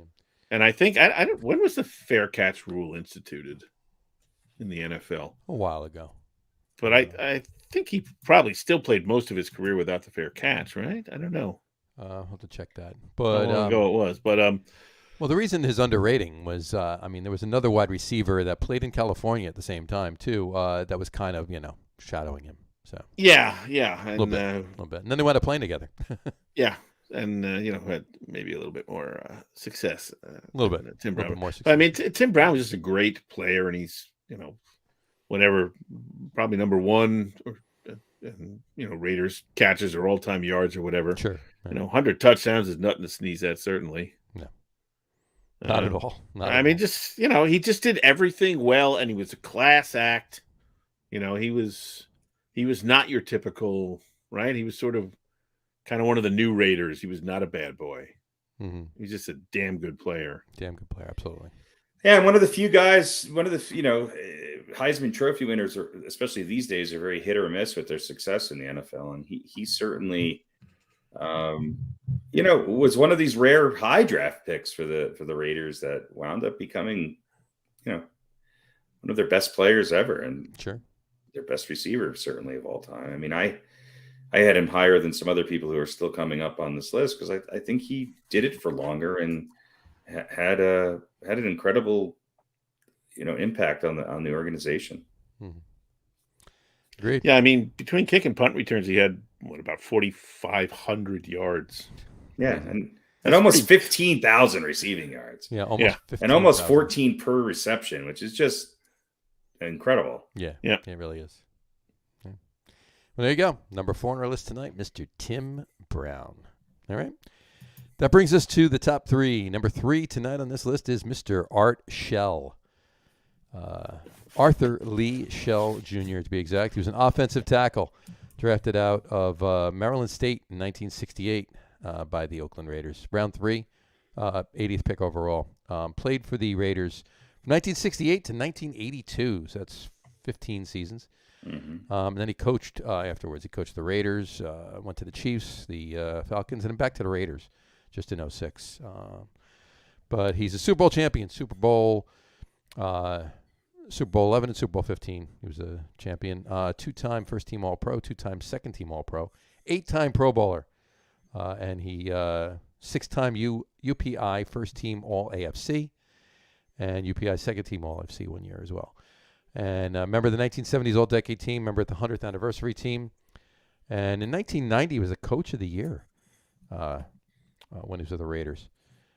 And then, of course, he is in Canton as well in the Pro Football Hall of Fame. He's in the College Football Hall of Fame as well. Career stats, 207 games played, 169 games started. And then, of course, his coaching record is 56 and 52 as well. So there you go. Art Lee Shell Jr., offensive tackle for the Raiders. Number 3 on our list tonight, guys. Mount Rushmore. Absolutely. I mean, I think one of us had 1, 2, and 3 on their list were all on the offensive line, and this guy was right at the top. And I was tempted to do that too. I had to put some of the guys that carry and catch the ball in there as well. But Art Shell, greatest Raider ever, maybe. Close to it. He's definitely in the top 3, clearly. Well, I mean, he's sort of the Forrest Gregg of the Raiders. You know, I mean, he's. I think a lot of people will have him, as in the top 5 at least of all-time offensive tackles, and I think a lot of people might have him as number 1. I mean, Anthony Munoz and Art Shell many times get put on that list. I think his longevity at that position again is just really impressive. And since then there may have been some more athletic guys and some guys who have changed the game a little bit. But at the time his size was different. I mean, he was very tall. He was a big, tall, athletic offensive tackle who was just Orlando Pace before Orlando Pace came in the league. So I think some people rank him a little lower than I think he's one of the best of all time. Agreed.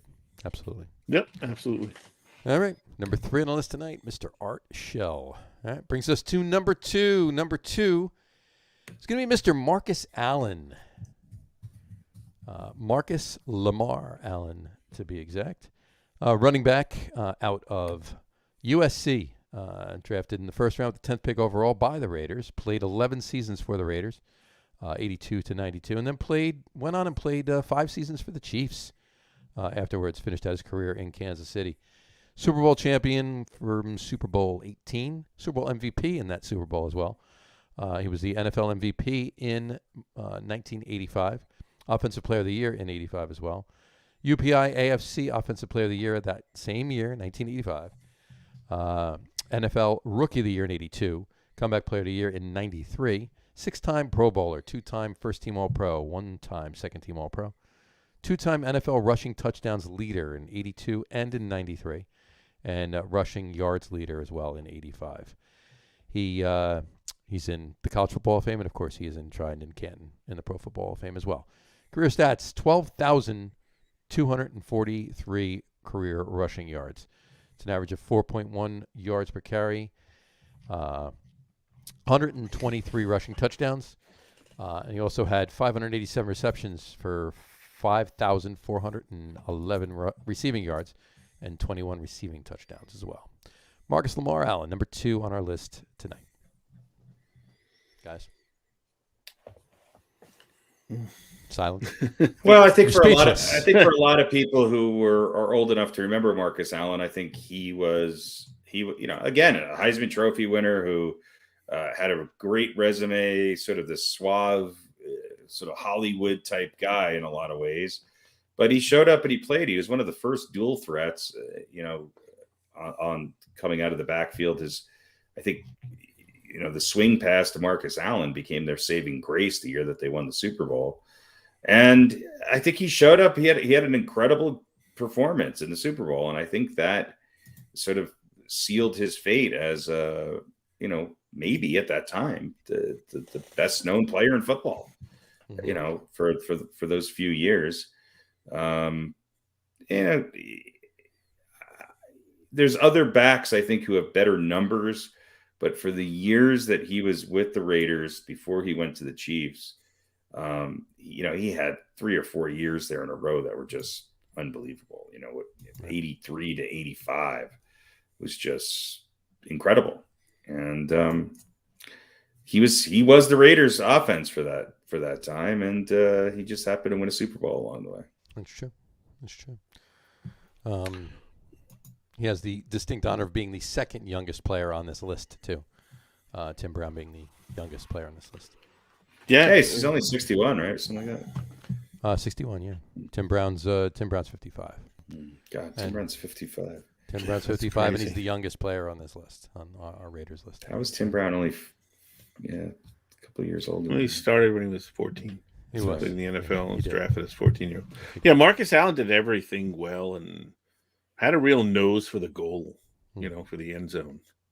And he's giving the ball anywhere down close, he was going to find a way to get in. This is true. It's just a player to be admired, not only for their skill, but also for their, their personality as well, and their, their stature as a human being as well as a football player. Exactly. All right. Number 2 on the list tonight, Mr. Marcus Allen. And he made those horrible Redskins look like a bunch of dorks. There you go. In the Super Bowl. So he did. He did that. He did it that. Did they beat Washington or did they beat Philly? Okay. Philly beat them in the Super Bowl, right? Was that what it was? Philly beat the Raiders? Beat Philly too. They beat Philly and but Marcus Allen wasn't on Philly in the Philly game. No, I don't think so. Marcus Allen wasn't no, he just he had left for Kansas City. Yeah, he beat Washington in Super Bowl 18. Super Bowl 15 is when they beat Philly. Yeah. Okay, so it was before that. Yeah. It was a couple years before he was there. All right. So, all right. Good for Marcus Allen. All right. That brings us to our number 1 Raider of all time on this top 10 list, and that would be Mr. Gene Upshaw. Gene Upshaw. Holy smokes. Eugene Thurman Upshaw Jr. There you go. He was a guard out of Texas A&M. Drafted in the first round, pick 17 overall in the 67 draft by the Oakland Raiders. Played 15 seasons with the Raiders. He was a two-time Super Bowl champion, Super Bowl 11 and Super Bowl 15. Three-time first-team All-Pro, five-time second-team All-Pro, six-time Pro Bowler. Remember the 70s All-Decade team? The 75th anniversary team, the 100th anniversary team. He was an AFL champion in 67 as well, and he was an AFL All-Star in 68. Two-time first-team All-AFL and one-time second-team All-AFL. He is in Canton in the Pro Football Hall of Fame, and he had 217 games played and 207 games started. Gene Upshaw, number one on our list tonight. Gentlemen? Well, he's the only player in NFL history to reach the Super Bowl in 3 different decades with the same team. Mm-hmm. He's the first guard ever inducted into the Pro Football Hall of Fame. Mm-hmm. And, some of his best, two-time Super Bowl champion, and some of his best performances were against some really good opponents, especially when, they beat the Pittsburgh Steelers in the AFC Championship game. And then, beating the Minnesota Vikings, they rushed for 266 yards. And Upshaw was going up against Alan Page and the Purple People Eaters. So, I think he's another guy who most people don't really think about too much or have any understanding of what he did. He did it for a really long time. He sort of invented, I think, the modern NFL guard. And he was really good when it counted. And I think when you're a member of the 75th and 100th anniversary All NFL team, then I think that says it all. This is true. And you know something, guys? I think, and we have to go back and check to verify this, but I think this is the first time that not only we have 10 players on the top 10 list, all 10 players are in Canton. All 10 players are in the Football Hall of Fame. Well, there you go. There you go. On an NFL list, of course. There's a lot of the baseball lists we did. There's not that many in Canton in the Football Hall of Fame. So, really, you can't vamp on that. Thanks a lot. Appreciate it. No, I think that's incredible. I was just waiting for you to finish. I think, look, this tells you a lot about this Raiders team. Yeah. And I think people forget about how deep their legacy goes. They haven't been in the league as long as, some of these other teams, obviously. They were in the AFL in the 1960. And some of these guys, are getting credit for their time in the AFL, certainly. Sure. But, look, like them or love them, the Raiders for a long time were a team that, when they were bad, they were bad. But when they were good, they were really good. And they were good for really long periods of time. Mm-hmm. And along with, when I was really young, it was the Raiders, it was the Cowboys, and it was the Steelers. Mm-hmm. And that seemed to be it. And then the 80s, sort of came along, and the Raiders created another. The Vikings were always team. The Vikings kind of there too. Vikings were always there. So they always had to play these pretty good teams too to get past what they were doing. And they were not necessarily maybe dynasties, but they were close to it at times. Sure. No, they were.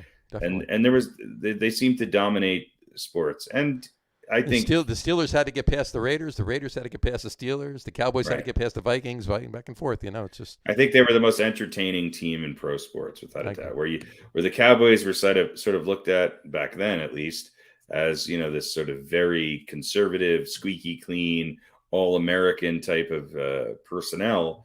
The Raiders were not, and to say the least. And I think when you look at the Raiders and the Steelers and some of the characters that football had. Yep. When was the last time you could name 4 defensive linemen and offensive linemen and, linebackers who were such characters who were getting equal press as, the quarterbacks and the running backs and the wide receivers. This list is pretty impressive. Like I said, when you have 3 of maybe the top 5 best offensive linemen of all time, and they're at the top of the list, then this is a team that actually understands football. That's true. And they balanced the unknowns, the Kenny Stablers of the world, with pretty smart. The fact that you can get a Heisman Trophy winner with the 10th pick, and a couple of years later get Tim Brown and Marcus Allen within a few years of each other. Sure. It tells you that they were pretty smart and where they put their where they invested their draft picks. Agreed. All right. There you go. Number 1 on the list, Mr. Gene Upshaw. All right. You couldn't argue with their success. You could not argue. You might like them. You might not like them.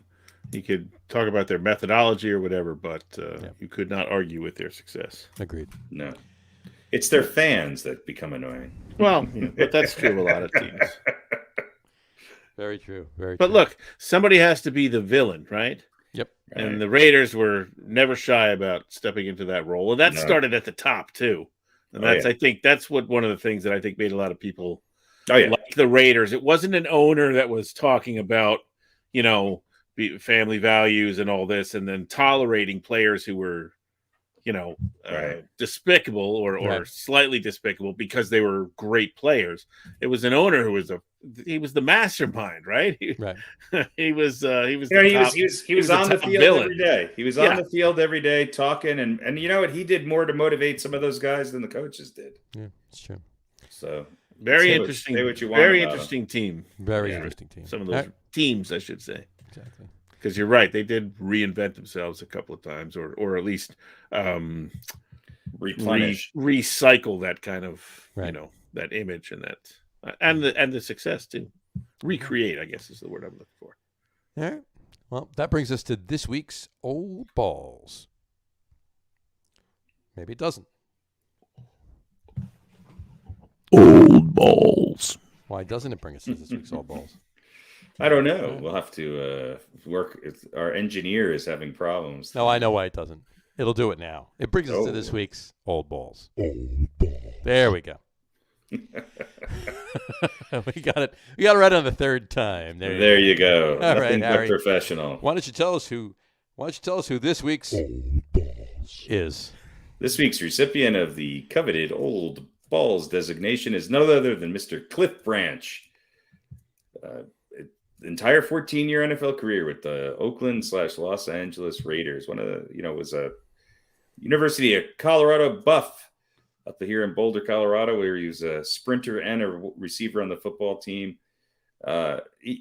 His career, he was a 3-time Super Bowl champion, 4-time Pro Bowler, 3-time first team. He had 501 receptions for almost 9,000 yards and 67 touchdowns. So he had 501 receptions and 67 touchdowns. I'm not sure where that ranks, but that ratio of touchdowns to receptions has to be up there as one of the highest of all times.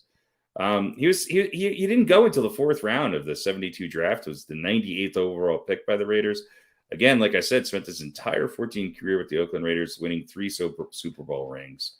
Kind of had a slow start to his career. He had a 4-year peak, which resulted in 4 Pro Bowls and 3 All-Pro selections, and a career high of 1,111 yards and 12 touchdowns on 46 catches. So he had 46 catches and 12 touchdowns, 46 catches and over 1,000 yards. Mm-hmm. I mean, they like to throw it down the field, A little bit. It was high risk, high reward, and I guess that was at the time, right, when Jim Plunkett was their quarterback, right? Yeah, that was past Kenny Stabler's age. But look, he was not as highly coveted as I think a lot of the other receivers in the league. But when he got open and the ball was there, he was going to catch it, and odds are he was going to score. So. He passed away a couple of years ago, just shy of his 71st birthday. But, I think he could have probably been on a lot of people's list. I think he was on like a couple lists, right? He was on my list. I don't know if John had him or not. And, I designated him more as Old Balls just because I think his longevity wasn't as high as some of the other. I mean, look, he's the only guy. He is not in Canton. He's the only guy on this list tonight that's not in Canton. Yeah, and but boy, he certainly came up big in the big games, and he's pretty memorable. Pretty memorable. He's also just another one of these characters who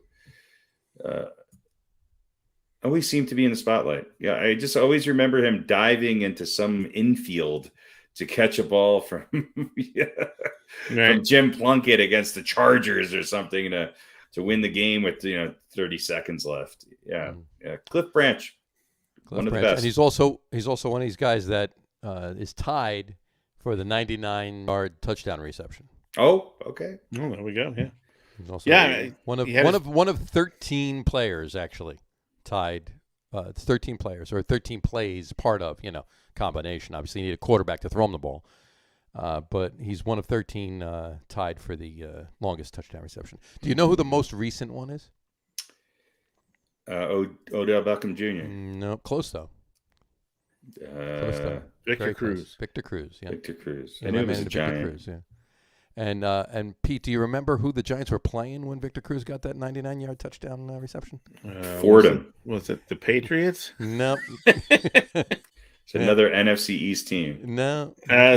Bragging rights game? Was the Dallas It would Cowboys. be a bragging rights game. Yeah, of course. It was the Jets game. That's what I said. It was another AFC East team. AFC East team, yeah. One of many dubious distinctions for the Jets.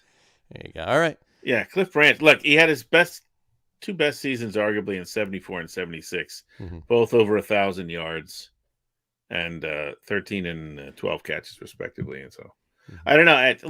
He was not a big guy. I think he's listed at 5'11", so I always kind of thought of him as sort of like that prototypical kind of possession receiver. Right. But he was a deep threat. Yeah, but over 17 yards a carry or a catch average is sort of throws that into the trash. But exactly. You're right. That image of him diving into dirt, to catch the ball when it was an inch and a half off the ground. Right. He would dive into the stands to catch a ball if he had to. Cliff Branch. There you go. All right. This week's Old Balls. Cliff Branch. All right. Very good. All right. Do we want to talk any basketball yet, or are we good for the moment? Actually, can I just mention one thing, get your guys' opinion? It's football, although it's college football.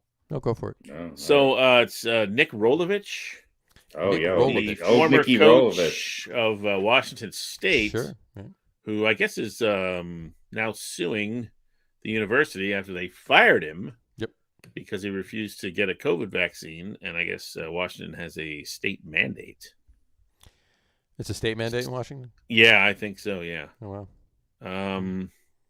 Let's see. Jay Inslee, who's the governor, required full vaccinations by this past Monday for most state employees. And so he said he was not going to get the vaccine, and they let him go. Here, just a quick little side note here. Hired in January 2020, highest paid employee in the state. Really? $3.2 million. Jeez. No one in this state makes more than the football coach at Washington State University. That's funny. Wow. I guess I just want to get your guys' thoughts. Were they right to fire him, and or does he maybe is his lawsuit maybe going to bring some fruit? Look, his lawyer says it's unjust and unlawful. Rolovich requested a religious exemption from the vaccine, which was denied. And then apparently the university also said that even if the exemption had been granted, no accommodation would have been made. Which I don't know exactly and what not that accommodate means. him. I don't know. Well, this isn't quotes. Rolovich's attorney said in a statement that, and here's the quote, came after Coach Rolovich's request for a religious exemption from the vaccine was denied by the university. The institution also indicated that if the exemption had been granted, no accommodation would have been made. Now, that's his lawyer making that statement, which doesn't mean that it's necessarily true, but I don't know. It's weird. Strange. But look, he said, I'm not going to get the vaccine. This is my decision. It's everybody's personal decision. And I guess I don't know. It'll be interesting case. Mm-hmm. So I wanted to ask you guys, were they right to fire him? And does he have a case, or does he have a case? I don't know. I anything like that. I have a hard time buying that firing is the right thing to do. Laying off, out of work without pay, suspended him, suspended, whatever. But I mean, just outright fire. See you, goodbye, get out of here. I don't know. Harry. you're a state employee and you have to abide, but those are, there's a mandate there. Look, there's a lot of. I'm not discounting that. Absolutely. Yeah. But firing though, I mean, suspended without pay. I mean, give him, give him a while to sit back and think about it. Maybe I should go do this. Well, I mean, there's certainly people in different positions on this. Aaron Rodgers gets to decided not to get vaccinated and gets to, spend a week off with pay. Well, where this guy doesn't. Look, this is a big discussion in this country. Mm-hmm. And unfortunately, I think it's become political. And unfortunately, I think it's, the anti-vaxxers used to be people who'd made their own soap and lived down by the river and played in drum circles. Right. And now it's, now it's a statement. Now it's some sort of statement of whatever. I'm not going to go into it too much because I don't want to say something I regret. But go ahead. I have no take on it. But it's it is what it is, and I'm sure he's not alone. I'm sure there's a lot of other employees that make far less than him that are not on the radar or newsworthy who are struggling with the same thing. And it's just another one of these instances where who knows? Yeah. Who knows? Yeah, agreed. I mean, not to get into this discussion, just to mention as an aside. I mean, you see what's going on in New York City with the firefighters, being laid off and closing firehouses because of, and non-vaxxed and police leaving, like quitting people, and quitting rather than go to work. And I heard secondhand, and I haven't yet validated this, but it was from a pretty reliable source, that New York City has actually made a plea to any vaccinated volunteers anywhere in New York State, if they want to come work in New York City, come. I don't know. Anyway.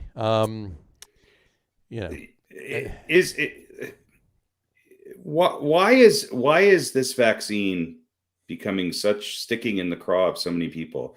Do these same people, choose to not get their kids vaccinated to get into public school? Did their parents choose not to get the measles vaccine? I mean, there's been vaccines for forever that have saved humanity's longevity. Mm-hmm. And we've somehow, this is some sort of tough guy thing. It's some sort of look at me. I'm a tough guy thing. You're taking away my freedom. No, well, there's a lot of things. You got to take fucking drug tests for forever to get a job. There's a lot of things you have to do to keep your job or to get a job. Why this is becoming such a sticking point to me is totally political. It's absolutely political. And it's based on misinformation that's being driven into each of our little tribes every day by people who know nothing about what they're talking about, in lieu of actual facts and, Right. Yeah. Yeah. This is a conservative versus liberal thing, basically. It's completely political. The vaccine came out under the former president, Donald Trump. And people who claim, the big claim is that, well, it hasn't been tested. It's a new vaccine and it hasn't been tested. And so we don't want to take it because we think there are side effects. If Donald Trump had won re-election and maybe endorsed the vaccine, then people would have taken it. But he said the virus was a hoax and he downplayed it. And of course, he was roundly criticized, and rightly so, by the libtards. And so now they don't want to take the vaccine because now the libtards are, we have a libtard in the White House and blah, blah, blah. It's completely political. What you wear for yoga? Is that a libtard? It's got three pairs behind him on the shelf. It's a resistance to them, the other side. It's just a way to show that. And it's unfortunate. It's really unfortunate. Yeah. Well, Now, there's another angle to this lawsuit, though, I think. because the attorney also says that the athletic director had it in for Rolovich maybe as early as last spring, didn't like his deeply held religious beliefs, and has been discriminatory and vindictive in his attitude towards the coach. So they may be fishing for a little bit of cash here, as much as sure, as much as some sort of vindication of his right to endanger the lives of other people, right? Which is really what it comes down to. Yeah. Well, I mean, he was, obviously, he was the highest paid state employee, so he wants wants a couple of bucks for it. So anyway, yeah. Oh yeah. All right. How are they doing this year, by the way? Let's see. That's the big question, right? In his first season with the school last year, with the shortened schedule, he was 1-3. So far this year, they are 4-3.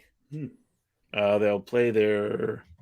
When was this story written? This was updated today, actually. So they'll play their first game. Judge? They'll take on BYU on Saturday. Their first game since he was fired. He was just fired on Monday. Right. So there you go. All right. Do we want to discuss any NBA, or we'll leave that to next week? We'll start up. We can leave it till next week. I'll just say one thing real quick. The Kemba Walker experiment is we've had one good game out of him. He's got 15 point on average. He averaged 15 points per game. This is as of the other night when they lost when they blew a 15-point lead to the Raptors. Well, they lost tonight. They lost tonight to the Pacers. I saw. Yeah. But he's only shooting 50% from the floor and 56.8% from 3 points. 56 from 3 points. That's 56.8. That's pretty good, actually. That's not. I just think he's a defensive liability. I feel like their defense is not as strong with him on the court, but we'll see. The season's young, but for everybody who was getting super excited, we're right back to where I thought we were. Well, I mean, we were 5-1, and now we're 5-3. So yeah. Well, yeah, but you know what? I think what you just said. The season's young.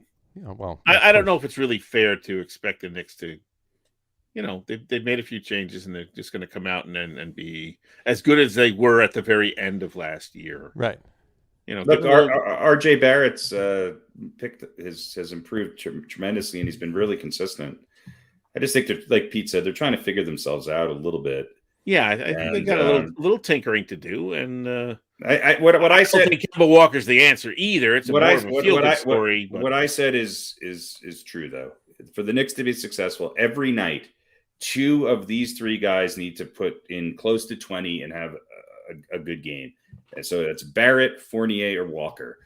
2 of those 3 have to have 20 or more for the Knicks to win, and they need to be efficient in how they do it. And we'll see. I mean, I'm not necessarily sure.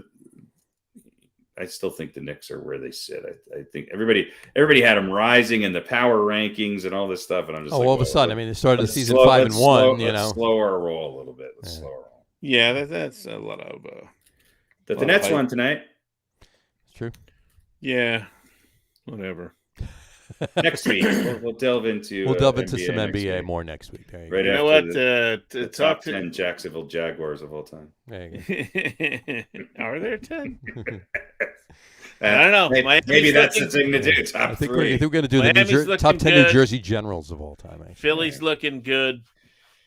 Well, the Knicks beat Philly. So, how do you? I mean, it's the Knicks beat Chicago, then they lose to Indianapolis, and who else did they lose to? Yeah, look, the defending champs are 4-4. So yeah, Cleveland's 4-3, right? Nothing means anything right now. This is true. That's true. All right. Nothing means anything. Nothing. Nope. That's what we should have named this podcast. Nothing means anything. That's the lead of our NBA. Everything of our means NBA nothing. segment. That's right. This week in the NBA, once again, nothing means anything. Everything. Tune in next week, folks. I don't think truer words have ever been spoken. Absolutely. Nothing means I didn't mean anything. it to be that nihilistic. It just came out that way. It's pretty true, though. In the NBA, nothing means anything. You gotta love it. All right. On that note, we'll wrap the show up for today. We want to thank everybody for watching. And for those of you just listening to the audio podcast, thanks for listening. Don't forget to visit our website, www.getonwithitpodcast.com. That's getonwithitpodcast.com. And please remember, like us and follow us on all of our social media, Facebook, Twitter, and Instagram. Just search for the Get On With It podcast. And, of course, all of our shows are available on YouTube as well on the Logger Room channel. Remember, we go live with the video podcast on both Facebook and YouTube every Wednesday night around 7:30 Eastern Time. And for those of you that want to just listen to the audio podcast, you can do so on Apple Podcasts, Spotify, TuneIn, and Stitcher. Plus, the show is now available on Google Podcasts, Amazon Music Podcasts, and iHeartRadio as well. Google Podcasts. All right. Absolutely. And if you haven't done so already, please subscribe to one or more of those feeds, and you'll never miss a show. Again, thanks for following along with us. Have a great rest of your week. Have a wonderful weekend. Watch a lot of sports. Watch all the football on Sunday, and, of course, tomorrow night and Monday as well. And we will talk to you soon, guys. Take care. Cheers. Arrivederci. Let's go, Jets. Corral those Colts. There you go.